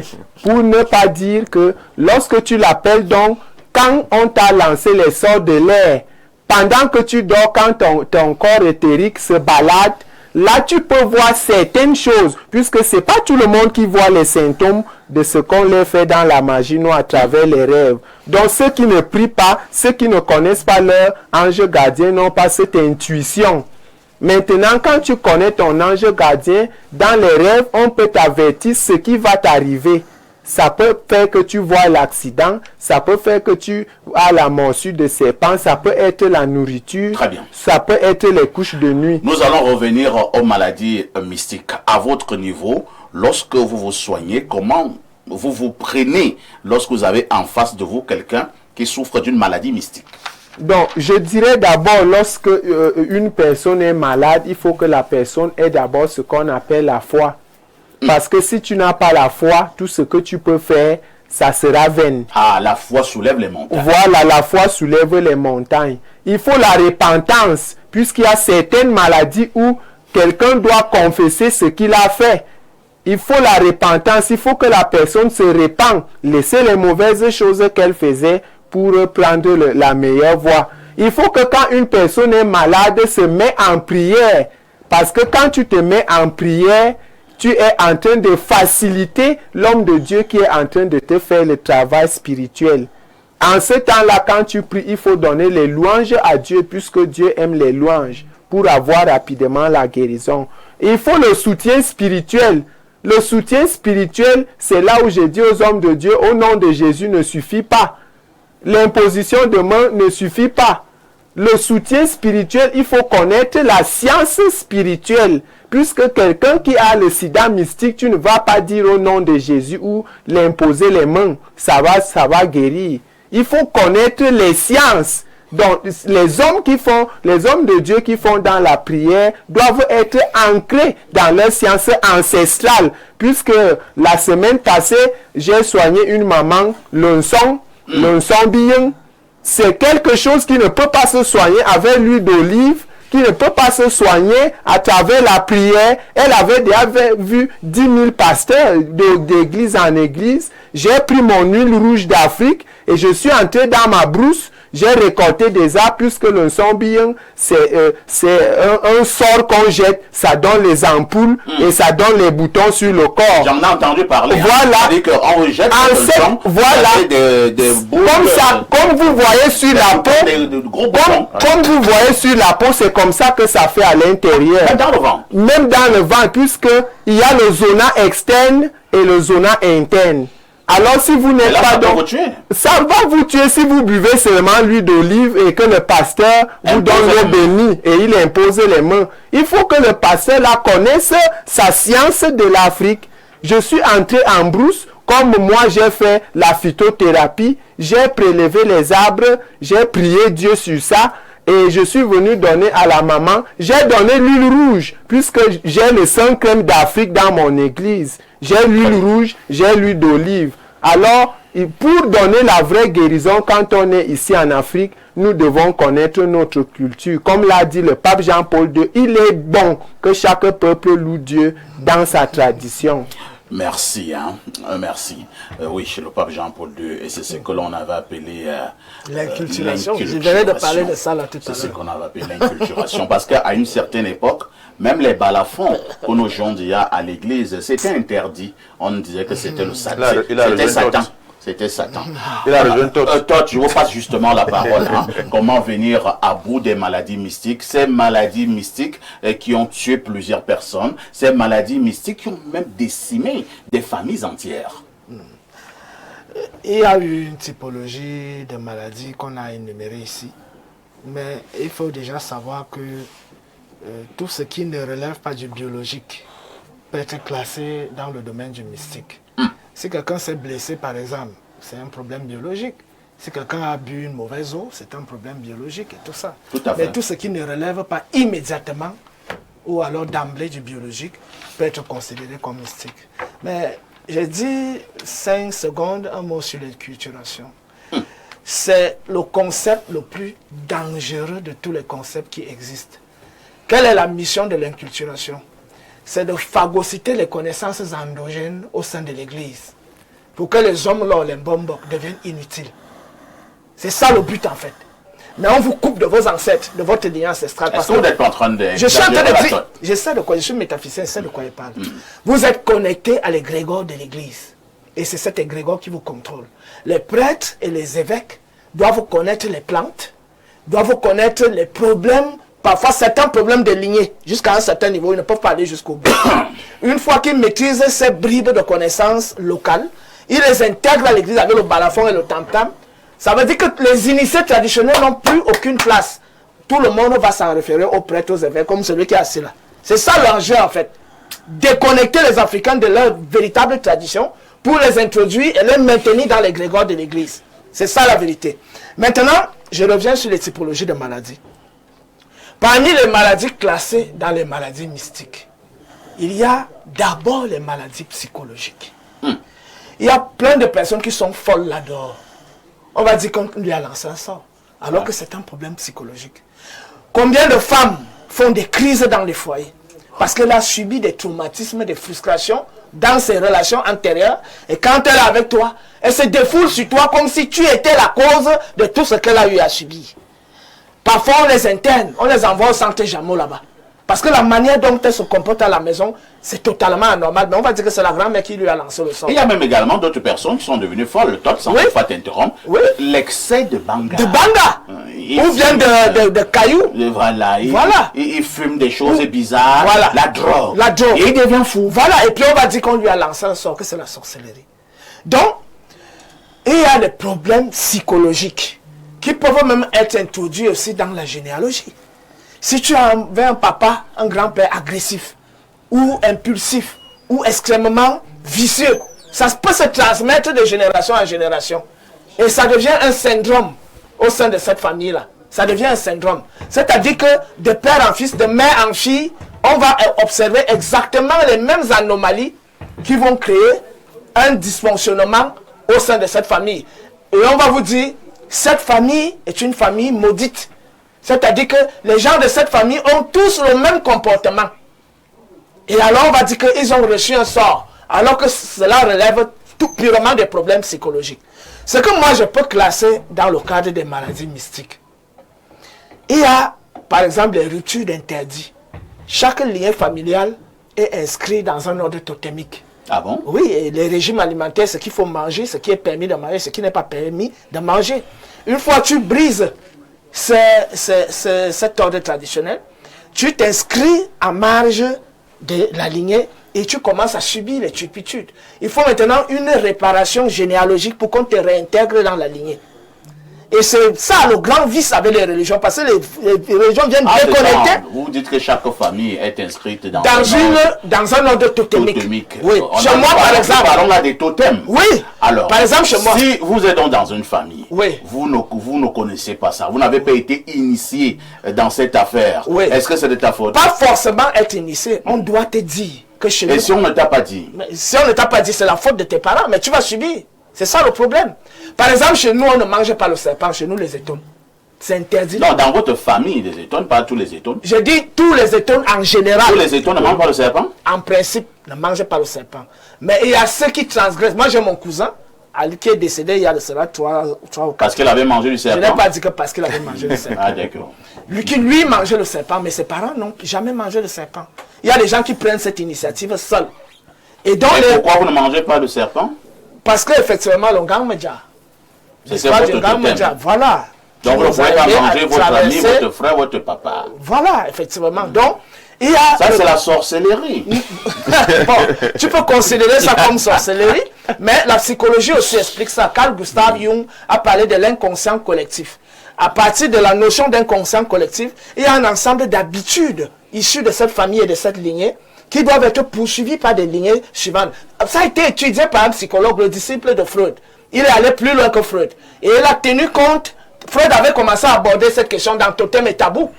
Comment on ne doit pas rompre la sagesse traditionnelle qui s'installe de génération en génération. Ça, c'est sur le plan de l'inconscient collectif. Donc maintenant, ce que je classe aussi parmi les maladies mystiques, ce sont par exemple les visites des esprits de nuit, à travers les couches de nuit, les repas de nuit, les possessions de nuit, ou alors les possessions sexuelles. Et il y a aussi des attaques, notamment des sorts qu'on peut te lancer. C'est-à-dire, on te lance un sort, quand tu arrives à l'hôpital, on fait le diagnostic, on ne voit rien. Et pourtant, tu es malade. L'hôpital fait tout. Et donc, quand on va envoyer ce genre de personne chez Tsekali, la personne va dire que mais j'étais à l'hôpital. Et pourtant, j'ai un mal au pied. On n'a rien vu là-bas. Tu vas gérer ça comment avec la Rokéa. Donc, à un certain moment, il faut aussi être capable de faire des voyages mystiques. C'est-à-dire que tu dois entrer dans l'autre plan de réalité pour que ce que les yeux naturels ne peuvent pas voir, les yeux de ton esprit enfoui en toi, l'étincelle divine enfouie en toi, puissent voir le rayonnement de ton aura, le rayonnement de l'aura du patient et les colorations qui s'en dégagent. Et ainsi, s'il y a une entité ou un esprit derrière ce patient, ou alors un sorcier qui est connecté à ce patient, l'initié est capable de voir ça et apporter donc une solution. Donc, il faut être initié. Ça veut dire quoi? Tchekali n'accepte pas que l'homme a quelque chose d'immortel. Non, tu as dit qu'il faut faire le voyage. Il n'accepte pas que Tchekali n'accepte pas qu'il y a quelque chose d'immortel en chacun de nous. Que lorsque tu éveilles quelque chose qui est immortel, tu deviens un initié qui est capable de voir dans l'invisible. Très bien. Voilà. Nous allons redire à nos téléspectateurs, compte tenu du fait que notre tablette a un petit souci, on va vous donner le même numéro que hier, hein, le 6 91 13 18 52.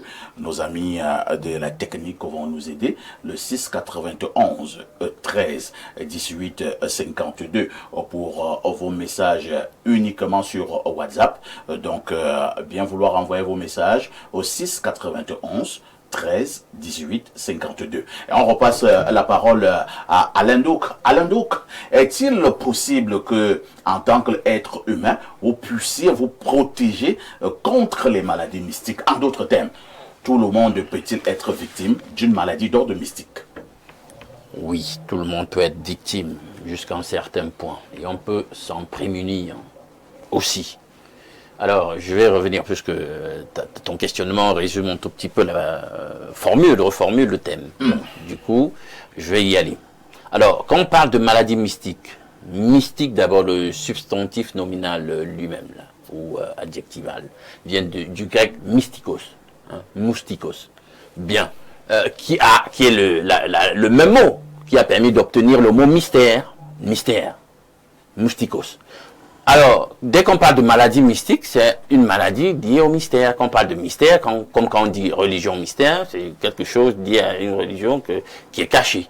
Donc, dès qu'on voit mystère, voyez caché, voyez ésotérique. Donc, vous avez une manifestation d'une maladie. Vous pourriez croire que l'origine est biotique. Elle n'est pas biotique, elle n'est pas biologique. Son origine est ésotérique. C'est caché. C'est une origine mystérieuse. Hein? C'est la sorcellerie. Voilà. En d'autres mots, c'est donc la sorcellerie. L'origine, c'est le voilà, l'origine est spirituelle. Ok. Donc maintenant, si on le sait, je vais donc commencer à raisonner pour dire comment ça commence, pour se prémunir. Vous savez, nous sommes biblistes, n'en déplaise à certains. Et je vais comme ça, voilà. La Bible dit, l'ange de l'Éternel campe autour de ceux qui le craignent et les arrache du danger. Donc, le Dieu, lui, de la Bible, garantit un maximum de protection, et pas seulement dans la sphère physique, dans la sphère invisible, puisqu'il est, il est esprit. Dieu est esprit. Alors, quelqu'un a développé là tout à l'heure sur les anges gardiens. Oui, l'homme a toujours à minima au moins un ange gardien, parce que c'est pas toujours un pour tout le monde. Il y a des gens qui exercent un magistère tellement important aux yeux de Dieu qu'ils n'en ont pas seulement un. Il faut qu'on se le dise. Est-ce qu'on se comprend? Alors, tellement la charge qui repose sur eux est importante qu'ils ont besoin aussi justement d'une assistance plutôt relativement élevée par rapport au commun des hommes. Mais maintenant, est-ce que Dieu nous donne la charge de chercher à identifier qui on a comme ange gardien? Ça, c'est pas notre mission. Il nous garantit simplement que nous sommes protégés et qu'il a ses serviteurs, les anges, qui sont mis à notre disposition. Et maintenant, quelqu'un a dit, Jésus est loin. Ben, Jésus n'est pas loin, parce que dans la sphère spirituelle, la notion de distance perd la conception qu'on a d'elle dans la sphère physique. Il n'y a pas de limite dans la sphère spirituelle. Pour utiliser une expression qu'on utilise habituellement pour parler des distances à un autre niveau, on parle d'années-lumière. Vous voyez un peu. Ça, dans la sphère spirituelle, ben c'est en milliardième de secondes que des choses se passent. C'est-à-dire que il a suffi d'une pensée, d'une évocation, simplement. L'ange est déjà là. C'est-à-dire qu'il n'y a pas de limite de la physique là-bas, de la physique ostensible, habituelle. Là-bas, c'est pas ça. Donc vous ne pouvez pas dire dans la sphère spirituelle, telle est loin. La preuve, c'est que vous êtes en Europe et on le sait bien en matière de sorcellerie, on vous atteint là-bas. Donc, la notion de distance revient très relative en matière de spiritualité. Donc c'est de ça qu'il s'agit donc. Et maintenant, il faut que les gens comprennent parfait. On travaille d'abord outre l'aspect de cette vie de sanctification, cette vie de croissance spirituelle, de travail sur soi. Parce que les gens, je l'ai déjà dit ici, hein, la prière, c'est un exercice spirituel qui aide énormément à vous booster énergétiquement dans votre rayonnement, dans votre vibration. Ça, il faut que les gens le comprennent. Et ce n'est pas pour rien que des sorciers vous disent la prière, c'est le gilet pare-balles. Je cite mot pour mot un sorcier. La prière, c'est le gilet pare-balles du chrétien, du croyant. Alors, maintenant, il y a des exercices spirituels que vous faites aussi. Parce que j'ai dit toujours ici, le manque de science n'est bon pour personne. Sachant déjà que dans la Bible, il est écrit qu'il y a un arbre qui sert à la guérison des nations. Les gens veulent toujours mystifier la naturopathie, les formes de médecine qui recourent à la nature, aux plantes, aux écorces, aux arbres. On veut se les approprier pour soi, mais il y a un créateur dans notre conception, dans notre perspective philosophique, religieuse, en tout cas spirituelle. Il y a le créateur de toutes choses. Il a mis ces éléments de la nature à la disposition de l'homme et c'est pour son bien-être. Alors le problème c'est que nous ne savons donc pas, nous sommes limités dans le savoir sur les différentes dispositions, les différentes vertus des plantes, des éléments de la nature et leur contribution pour nous permettre de résoudre un certain nombre de problèmes dans la vie. Le problème c'est pas simplement les principes actifs, j'insiste là, parfait, parce que les gens, dès qu'on parle de plantes, ils nous maintiennent dans la sphère purement biochimique, biologique. On veut parler du principe actif sur le plan biologique, chimique qu'il y a dans la plante qui permet de résoudre un problème biotique. Or, la plante parfois ne se limite pas simplement à son principe actif sur le plan biologique. Chaque plante, chaque élément de la nature a une vibration, une fréquence bien particulière. Et au niveau donc spirituel, au niveau invisible, il y a la fréquence qui sert à résoudre un problème aussi de fréquence quelque part. Les gens ne savent pas que sur le plan biotique, sur le plan biologique, chacun des micro-organismes là, appelés agents pathogènes qui nous créent des maladies, sont à des fréquences, vibrent à des fréquences bien spécifiques. Quand vous allez étudier un peu de notions de radiesthésie, vous le rendez compte. Alors, à 6000 unités, pour certains agents pathogènes, on sait que c'est le seuil. Là-bas, en radiesthésie, dès que vous vibrez à 6000 unités là-bas, n'importe quel agent pathogène peut vous pénétrer par résonance.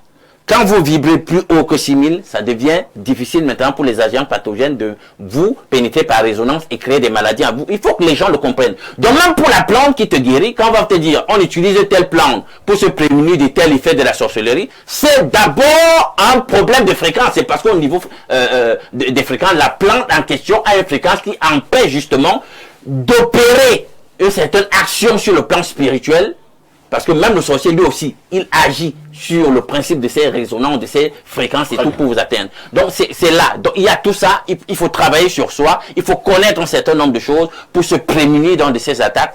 Et j'ai toujours dit, Dieu a des provisions. Il faut simplement connaître ce qu'il faut faire. Et les réponses sont là, les solutions sont là. Merci Alain. Donc, Révérend Bayon, prenons dans le cas où vous êtes donc victime d'une maladie mystique. Vous souffrez dans votre chair, certainement également dans votre âme. Comment s'en sortir? Est-il toujours possible de guérir celui-là qui est déjà victime? Oui, bien entendu. Il faut savoir que lorsque vous avez un problème qui puisque nous sommes en train de travailler sur les questions de maladies mystiques.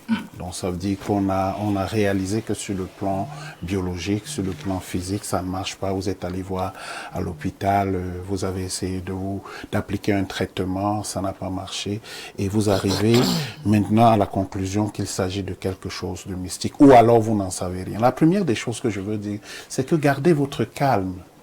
C'est extrêmement important parce qu'il y a trop de choses dehors qui amènent encore aux gens plus de problèmes. Et j'en viens à un verset dans la Bible qui dit « Prenez garde que personne ne fasse de vous sa proie par la philosophie, par une vaine tromperie, s'appuyant sur les traditions des hommes, sur les rudiments du monde et non sur Christ.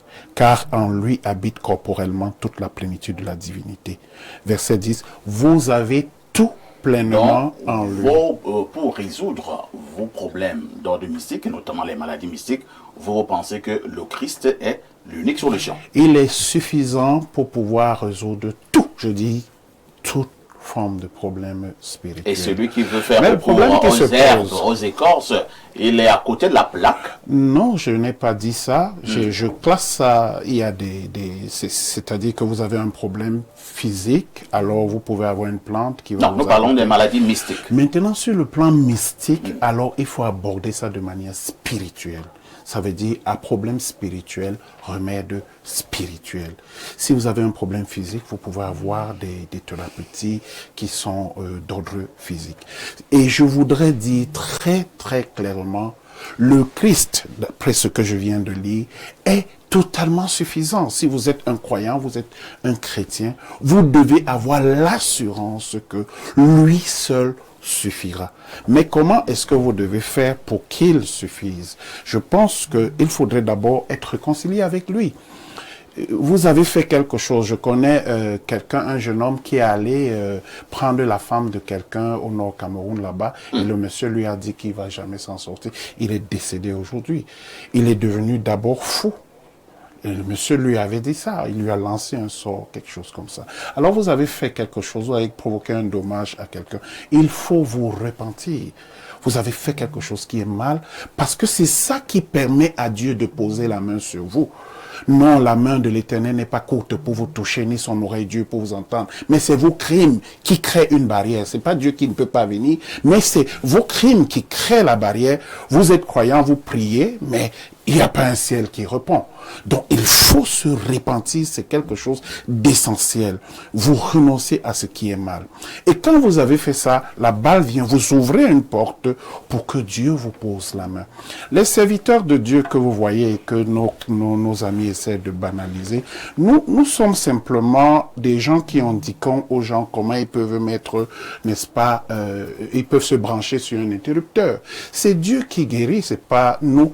Contrairement à ce que monsieur l'évêque, n'est-ce pas, moi je guéris pas par exemple, je guéris pas, j'ai pas la puissance pour guérir, mais j'opère une connexion. C'est vrai que monsieur l'évêque, je suis pas son défenseur, hein. Il n'a pas dit que c'est lui qui guérit, il a dit qu'à un moment donné, il va dans sa forêt et prend des écorces, il prend les herbes, et il a dit, il a continué, il prie sur ces écoles-là. Soit si je me trompe, il a dit.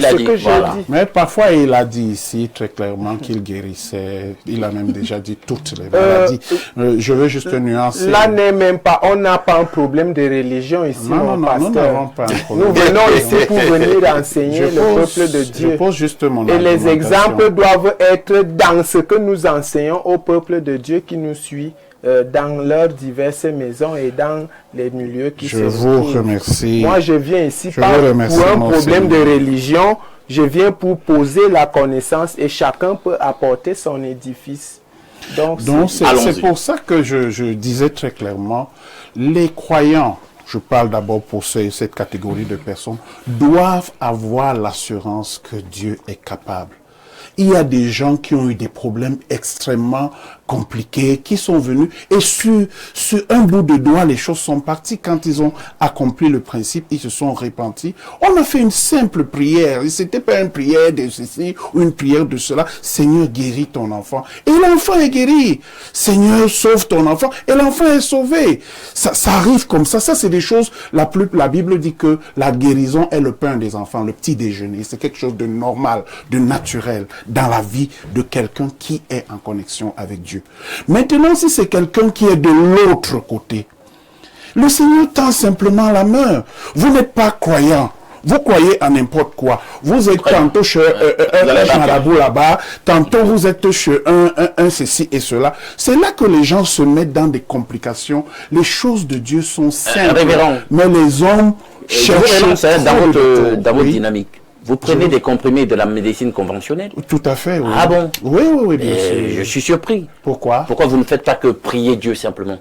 Mais est-ce que j'ai dit quelque chose qui Je vous explique. J'ai dit quelque chose qui était contre ça. Je vous explique. Le manque de science n'est bon pour personne. Ce que Dieu veut, quelque part, c'est que nous accédions à la connaissance, à l'illumination, qu'on maîtrise un certain nombre de sujets. L'ignorance ne sera jamais une excuse. Et Dieu ne viendra pas faire pour nous ce qu'il sait habituellement qu'on peut faire. Je vous prends un exemple, révérend. Vous voyez une assiette avec des mycoses, des champignons là, elle est toute sale, mais vous venez, vous servez là à l'intérieur, vous vous mettez à manger. Vous allez être malade. Dieu ne va pas vous sauver. Pourquoi? Parce qu'il y a un principe qui veut que vous êtes exposé. Vous avez mangé des champignons, vous serez des champignons, puis vous serez malade. Vous serez malade. C'est de la causalité, c'est de la causalité. Il ne faut pas aller se réfugier derrière l'ignorance pour invoquer le nom de Dieu dans tout et dire que Dieu c'est un partout. Non, Dieu veut vous bottez en touche parce que vous ne dites pas, vous n'êtes pas dans le cadre de ce que je dis. Vous dites quoi? Nous avons dit que nous sommes en train de parler des maladies mystiques. C'est ça que nous avons dit. Oui. Nous n'avons pas dit des maladies biologiques. C'est la même chose. Écoutez-moi. Le principe s'applique. Ce qui s'applique aux maladies biologiques s'applique aux maladies spirituelles. Si vous faites ce qu'il ne faut pas faire, comme j'ai pris l'illustration avec les champignons tout à l'heure, microscopiques, il y a aussi des choses auxquelles vous et il y aura des répercussions spirituelles. C'est la même chose. Nous allons d'abord de parole, la messagerie. J'ai essayé, laissez-moi, il a pris mon temps de parole, je veux chuter quand même. J'ai très clairement dit, quand quelqu'un a une maladie, il a essayé de prendre des médicaments, ça peut être une petite écorce. Je prends des écorces pour la digestion, pour le mal de ventre, je prends ça. Si je prends ça et ça ne marche pas, je peux soupçonner au départ que c'est une maladie d'ordre mystique. Et je me suis situé sur ça. Vous ignorez donc l'aspect vibratoire de chaque plante ou de chaque médicament que vous donne. Votre théorie sur les ce n'est pas de la théorie, c'est de la physique vibratoire, monsieur. C'est de la physique vibratoire. C'est pour ça que je dis, le mal de cette religion-là, qui passe le temps à enfermer l'esprit des gens. Mais on a des résultats. Le résultat, c'est pas vous qui le produisez. Le résultat, c'est Dieu qui le produit. Et Dieu n'est pas pour nous. Alors vous négligez la physique vibratoire. Vous avez l'ignorance. Nous allons à la Dieu ne même pas bonjour monsieur et à votre riche panel. Je suis à Bangui. Oui, c'est un message qui nous vient du 236. Je suis donc à Bangui. S'il vous plaît, je peux avoir le numéro de l'évêque et du docteur Oleme. Appelez-moi après l'émission. Bonjour, monsieur Aïssi, s'il vous plaît. Vos invités ont oublié de mentionner que lorsqu'on ne voit pas une maladie à l'hôpital, pourtant vous souffrez le martyre, cela signifie que vous êtes pris en sorcellerie. Léo de Ndorbon. Léo, vous devez suivre une autre télévision. Restez lucide, mon ami Léo de Ndorbon. Un autre message. Bonjour à la team Espace Miné. Je suis Mireille depuis Douala. J'ai subi des attaques qui me paralysent dans mon sommeil et des toiles d'araignée constamment qui attachent mon visage tout le temps, et cela depuis 2020. Comment pourrais-je y remédier? J'ai très peur car ni les prêtres et les marabouts ne m'ont aidé. Il faut appeler après l'émission. Un autre message. Bonjour, monsieur Aïssi et à tous sur le plateau. Monsieur Douk est vraiment un érudit. Je me demande s'il n'est pas franc-maçon au Rose-Croix. Non, ce n'est que là-bas qu'il y a des érudits. Non, je ne serai jamais. Oubliez ça. Ça ne peut même pas arriver. Qui a dit que ce n'est que là-bas qu'il y a des érudits?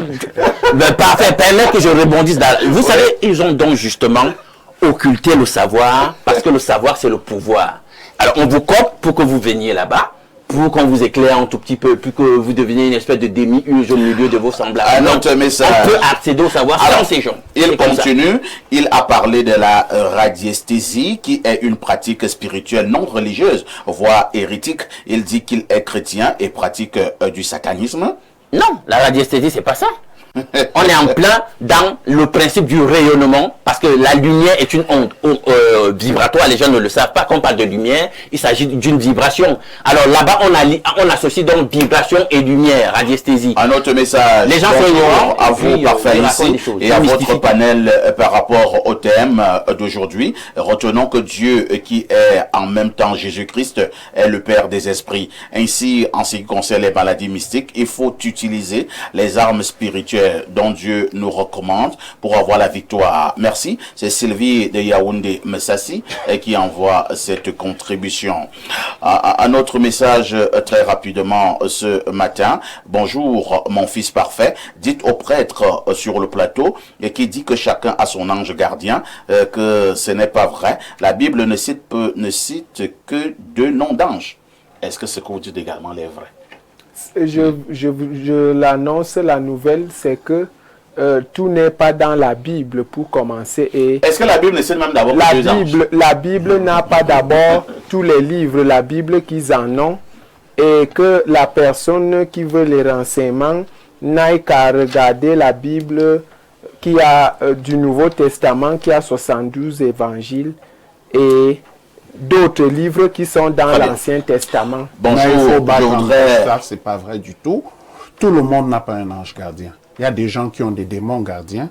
Il y a des gens qui ont des anges gardiens. Tout le monde c'est-à-dire qu'on parlait d'ange gardien. Tout le monde a un ange gardien. Tout le monde a un ange gardien. On dit la même chose. Ce ne sont pas des démons. Il a ses totems. Non. Il n'a pas dit qu'il a tout le monde a un ange gardien. J'ai mis devant toi la vie et la mort. À toi de choisir. Non. À toi de choisir. Tout le monde a. Mais les gens choisissent la mort. Si tu choisis le bien, tu vas prendre ton ange. Sur le sujet, le révérend a raison sur la nuance. Merci. Des choses qui sont en alliance avec Dieu. Bonjour. Je voudrais poser une question à l'évêque, s'il vous plaît. Bonjour, je voudrais poser une question à l'évêque, de savoir que je connais pas mon ange gardien, mais je prie beaucoup qu'il me dise un peu, qu'il me donne un peu le nom de mon ange gardien. Je suis Terville de Mimboman. Initialement, tout le monde en a un. D'autres ont chassé leur ange gardien. Les alliances son jour qu'elle est née, qu'elle m'envoie son nom, son jour qu'elle est née et l'an qu'elle est née. C'est grâce à ces renseignements et je ne peux pas lui donner la réponse ici, peut-être sur SMS. Bonjour, perfecto et salutations à ton prestigieux panel. Merci pour ce thème qui interpelle de nombreux, bon nombre de personnes. Je souhaiterais avoir le numéro de Cheikh Ali, s'il te plaît. Merci d'avance. C'est Stéphanie depuis Etoudi. Stéphanie, la réponse coule de source. Appelez après l'émission. Bonjour, parfait. Ici, je dirais tout simplement que tout se résume dans la foi. C'est Jean depuis de Ngomdiap qui envoie ce message. S'il vous plaît. Alors, ce message, il est long, hein? Il pense qu'on va lire tout ce message, monsieur. Bonjour à vous, c'est Yannick d'Nkola Famba. Les maladies mystiques sont souvent considérées comme des phénomènes inexpliqués ou surnaturels. Voici quelques approches qui peuvent aider à comprendre et à gérer ces situations. Approche traditionnelle, consulter un professionnel de la santé. Il est essentiel de consulter un médecin. Je pense que nous l'avons déjà dit, hein? Rituels et cérémonies. Les rituels et les cérémonies... Les rituels et les cérémonies peuvent être utilisés pour purifier l'esprit et le corps. Approche psychologique, je pense que nous en avons également parlé. S'il vous plaît, un peu de discipline pour que nous vous écoutions mieux. Merci. merci de m'aider au niveau justement de la discipline sur ce plateau. Ils sont très désordonnés.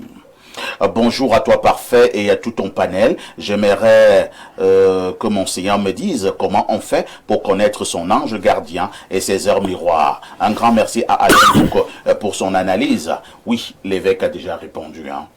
Un autre message ce matin, bonjour Perfecto, le pape de la modération. Bonjour aussi à votre panel de ce matin. Je vous prie de demander au révérend sur le plateau ce qui peut expliquer qu'il soit toujours obligé de copier le type vestimentaire de l'église catholique romaine, anglicane ou orthodoxe. Ça me semble être une forme d'escroquerie sur l'identité religieuse. Bonne émission. Ok, je vais lui répondre.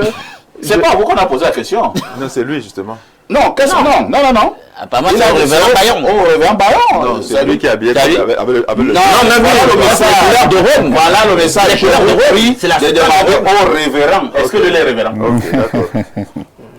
Vous voyez que le révérend ne veut pas répondre. Bon, je pense qu'il faut dire clairement qu'on dit que l'habit ne fait pas le moine. Mais on va parler le moine. Ben, pour vous dire simplement que c'est le choix que nous, dans ma congrégation, nous avons fait un choix d'habiller nos c'est une allégeance symbolique à Rome. Quelqu'un dit qu'il pense que c'est une escroquerie. Écoutez, quand vous voyez mon évangile, est-ce que quand mon évangile, ma parole, c'est moi, quand vous voyez mon évangile, est-ce que ça ressemble à l'évangile de certains? Bonjour. Quand vous voyez mes valeurs, quand vous voyez ma marche, bonjour à vous sur le plateau, s'il vous plaît, monsieur l'évêque. J'aimerais savoir comment faire pour connaître son ange gardien. C'est Stevie de Yassa. Je veux connaître mon ange gardien.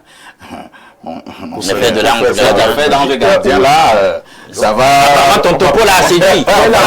Qu'elle envoie son acte de naissance le jour qu'elle est née et la période.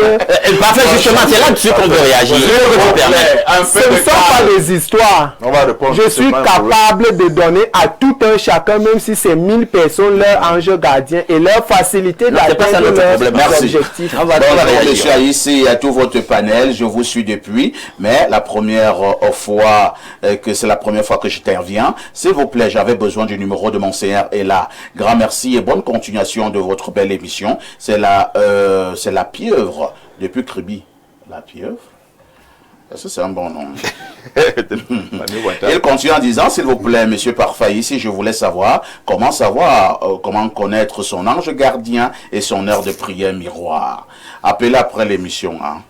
Bonjour, grand Parfait, ici, moi, dans mes rêves, je suis toujours en train de piétiner. Je vais chercher un terme un peu. Et bon, piétiner les excréments. Et je vole aussi une explication, s'il vous plaît, chez Kali. C'est Abdoulaye Dongwaikele. Oui, ça c'est classé parmi les mauvais rêves en islam. Donc Abdullah est victime d'une possession tout simplement. Donc il y a un esprit qui le hante et qui le persécute dans ses rêves. Un autre message, c'est le plus 971. C'est un message des Émirats Arabes Unis. Bonjour Parfait et à ton riche panel. S'il te plaît, je peux avoir le numéro de l'évêque? Merci. Appelez après l'émission. Un autre message, bonjour Parfait, s'il vous plaît le numéro de l'évêque après l'émission. Un autre message ce matin, bonjour honorable Parfait ici. Pour l'instant, je ne savais pas que j'étais honorable. Espace miné, comment venir à bout des maladies mystiques? Tout d'abord, il faut retenir que les maladies mystiques, c'est un sujet qui mélange souvent croyances, spiritualité et culture. Par ailleurs, les plantes comme pont entre mystique et médecine, les plantes médicinales jouent un rôle clé dans beaucoup de cultures. Des herbes comme le gingembre, le ginseng ou la valériane sont utilisées depuis des siècles pour soigner le corps et l'esprit. Elle symbolise cette connexion entre le naturel et le spirituel, entre le mystique et le tangible. Que Dieu vous bénisse. C'est Ibrahima depuis la région du soleil levant. Tot, je vous passe la parole. Vous êtes resté très calme ce matin et je vous félicite pour cela. Contrairement il est tendu. À certains. C'est parce qu'il est tendu. Nous sortons de ce débat. Ouais. Que faire pour bloquer les maladies d'ordre mystique? Pour bloquer les maladies d'ordre mystique, la prière est totalement inutile. Ah bon? J'ai vu l'inutilité de la prière. Je sors d'une famille pentecôtiste. Voilà. Mon père n'était pas pentecôtiste, mais de la famille de mon père, ils sont nombreux qui sont des pentecôtistes. De la famille de ma mère, ils sont nombreux qui sont des pentecôtistes. Mon père était catholique, mais avant sa mort, 3 ans avant sa mort, il a arrêté d'aller là-bas parce qu'il a compris que c'est de l'escroquerie. Donc, j'ai vu les incapacités de la prière. Et même dans le cas actuel de l'Afrique, les gens prient tous les jours. Mais le peuple africain baigne dans la décrépitude, la misère. Et c'est pour ça que les gens prient nuit et jour. Parce que si les prières apportaient vraiment les problèmes, tous les hôpitaux auraient déjà fermé. Les centres de psychologie, tels que Santé Jameau, tu ne réponds pas auraient déjà tu ne réponds pas fermé. La question, hein. Donc, tu ne réponds pas à la question, prière n'apporte rien. Je dis les solutions. La prière n'apporte rien. Je suis en train de répondre. Est-ce que c'est une solution? La prière il y a des gens qui disent que c'est une solution. Non. Si sur le panel. Selon ta prière. Non, attends ta prise de parole. C'est pas toi le modérateur. Donc, j'étais en train de dire que c'est moi qui modère. Voilà. Ne l'oubliez pas. J'étais en train de dire que la prière n'apporte aucune solution. Jésus n'apporte aucune solution. Le nom de Jésus n'apporte aucune solution. Ma mère souffrait d'une maladie mystique.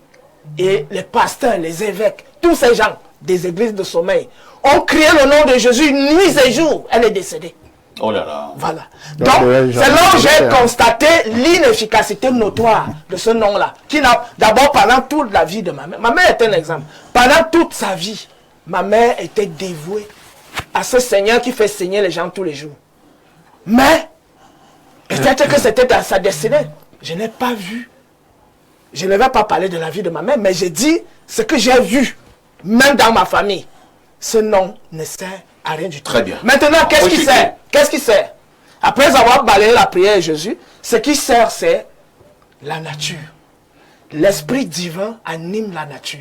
Chaque plante est dotée d'une intelligence et d'un degré de vibration.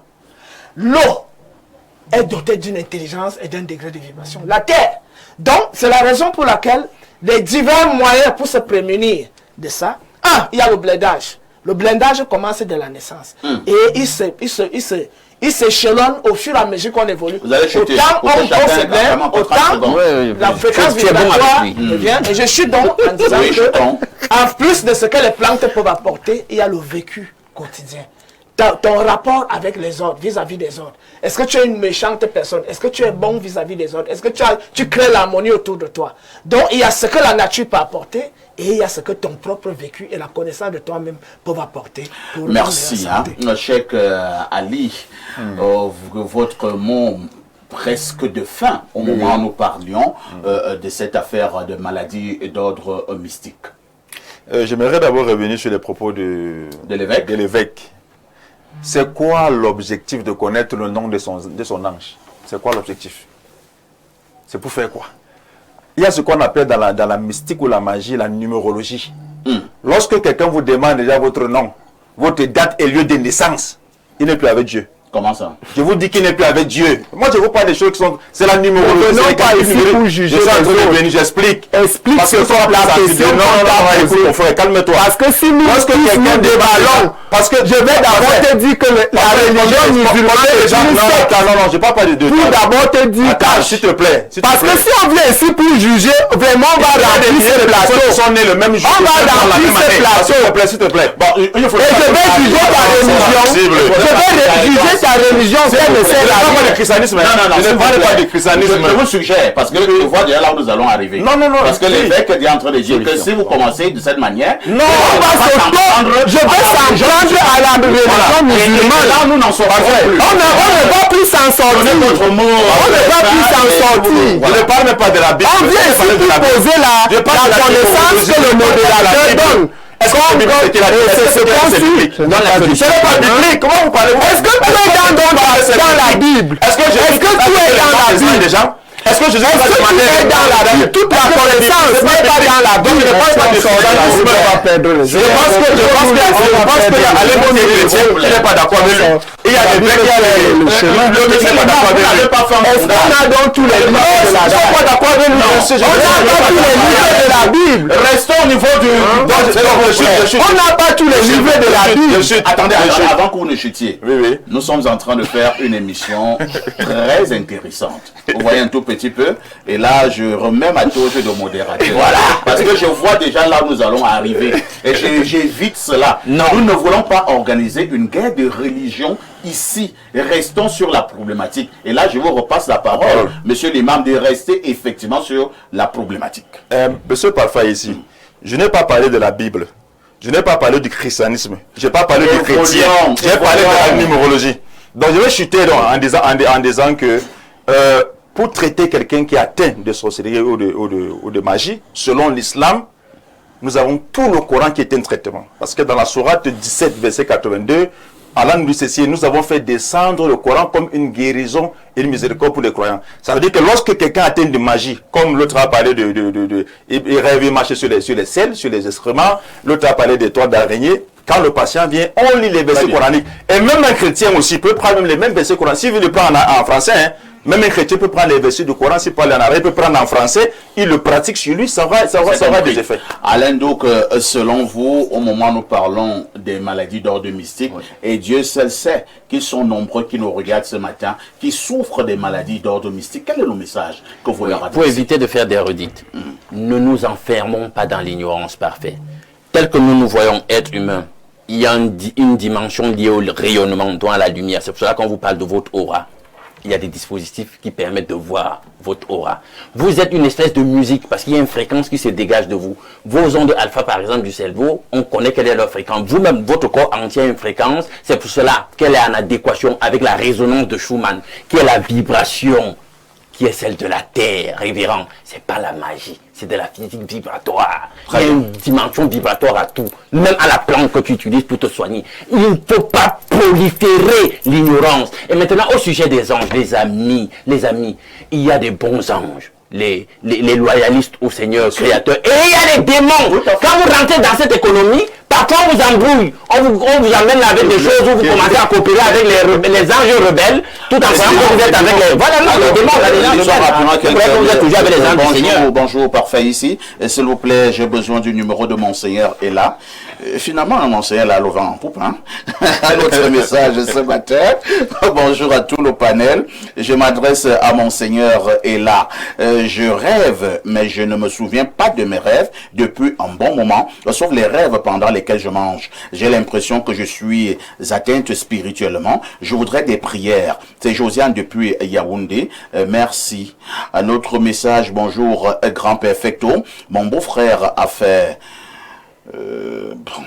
comme je vais encore dire les excréments devant, juste à l'entrée, la chambre de mon épouse et moi. J'aimerais savoir ce que ça signifie. Bonne émission à vous, c'est Serge Defolan. Monseigneur, vous pouvez apporter une réponse à cette préoccupation? Déjà dans la magie noire, les excréments, c'est un signe de malédiction. Quand vous trouvez les excréments, c'est un mauvais sorcier qui est venu dans votre domicile ou dans n'importe où pour venir maudire l'endroit. Et je dis tantôt que dans la magie noire, il y a les sorts qu'on pose, à peu près comme si vous partez chez les Bassa. Les Bassa lancent le son même dans les manguiers. Quand ils sortent un nouveau son, le manguier commence à sécher. Ils font des expériences sur les arbres. Donc, comme je dis tantôt, les gens doivent comprendre la vérité intégrale. Et je ne viens pas ici pour faire la pub de mon église. Je viens ici pour donner la spiritualité, puisque je n'impose pas l'église aux gens. Je donne la spiritualité. Bonjour, monsieur Parfait. Ici, ravi de vous revoir sur ce magnifique panel, ainsi que vos invités.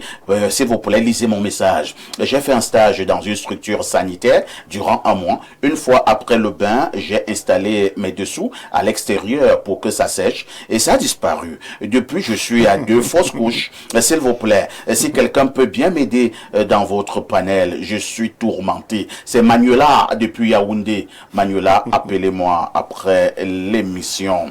Bonjour, parfait. Ici, s'il vous plaît, j'aimerais vraiment savoir la version de Cheikh Ali concernant de connaître son âge, concernant le problème de connaître son ange gardien, c'est aux îles de Konengi. Je pense que Cheikh Ali lui a donné sa position tout à l'heure, et qui est très claire. Peut-être que l'Onkouta va prendre ça comme sujet prochainement. Alors, un dernier message ce matin. Bonjour Parfait, ici à ton riche panel. Belle émission, s'il vous plaît, Parfait. J'ai besoin du numéro de l'évêque, Monseigneur est là. La réponse, vous la connaissez déjà. Nous sommes arrivés au terme de ce programme. Je dis merci au révérend Bayon, merci à Tot, merci à Monseigneur Ella, merci à Lendo, merci à l'imam Cheikh Ali. La rediffusion de ce programme, c'est tous les soirs à partir de 22h30. Merci de rester connecté sur Info TV et notamment dans le cadre de votre programme Espace Miné. J'ai dit spiritualité, stop et fin avec tout ceci. Que faites-vous encore ailleurs?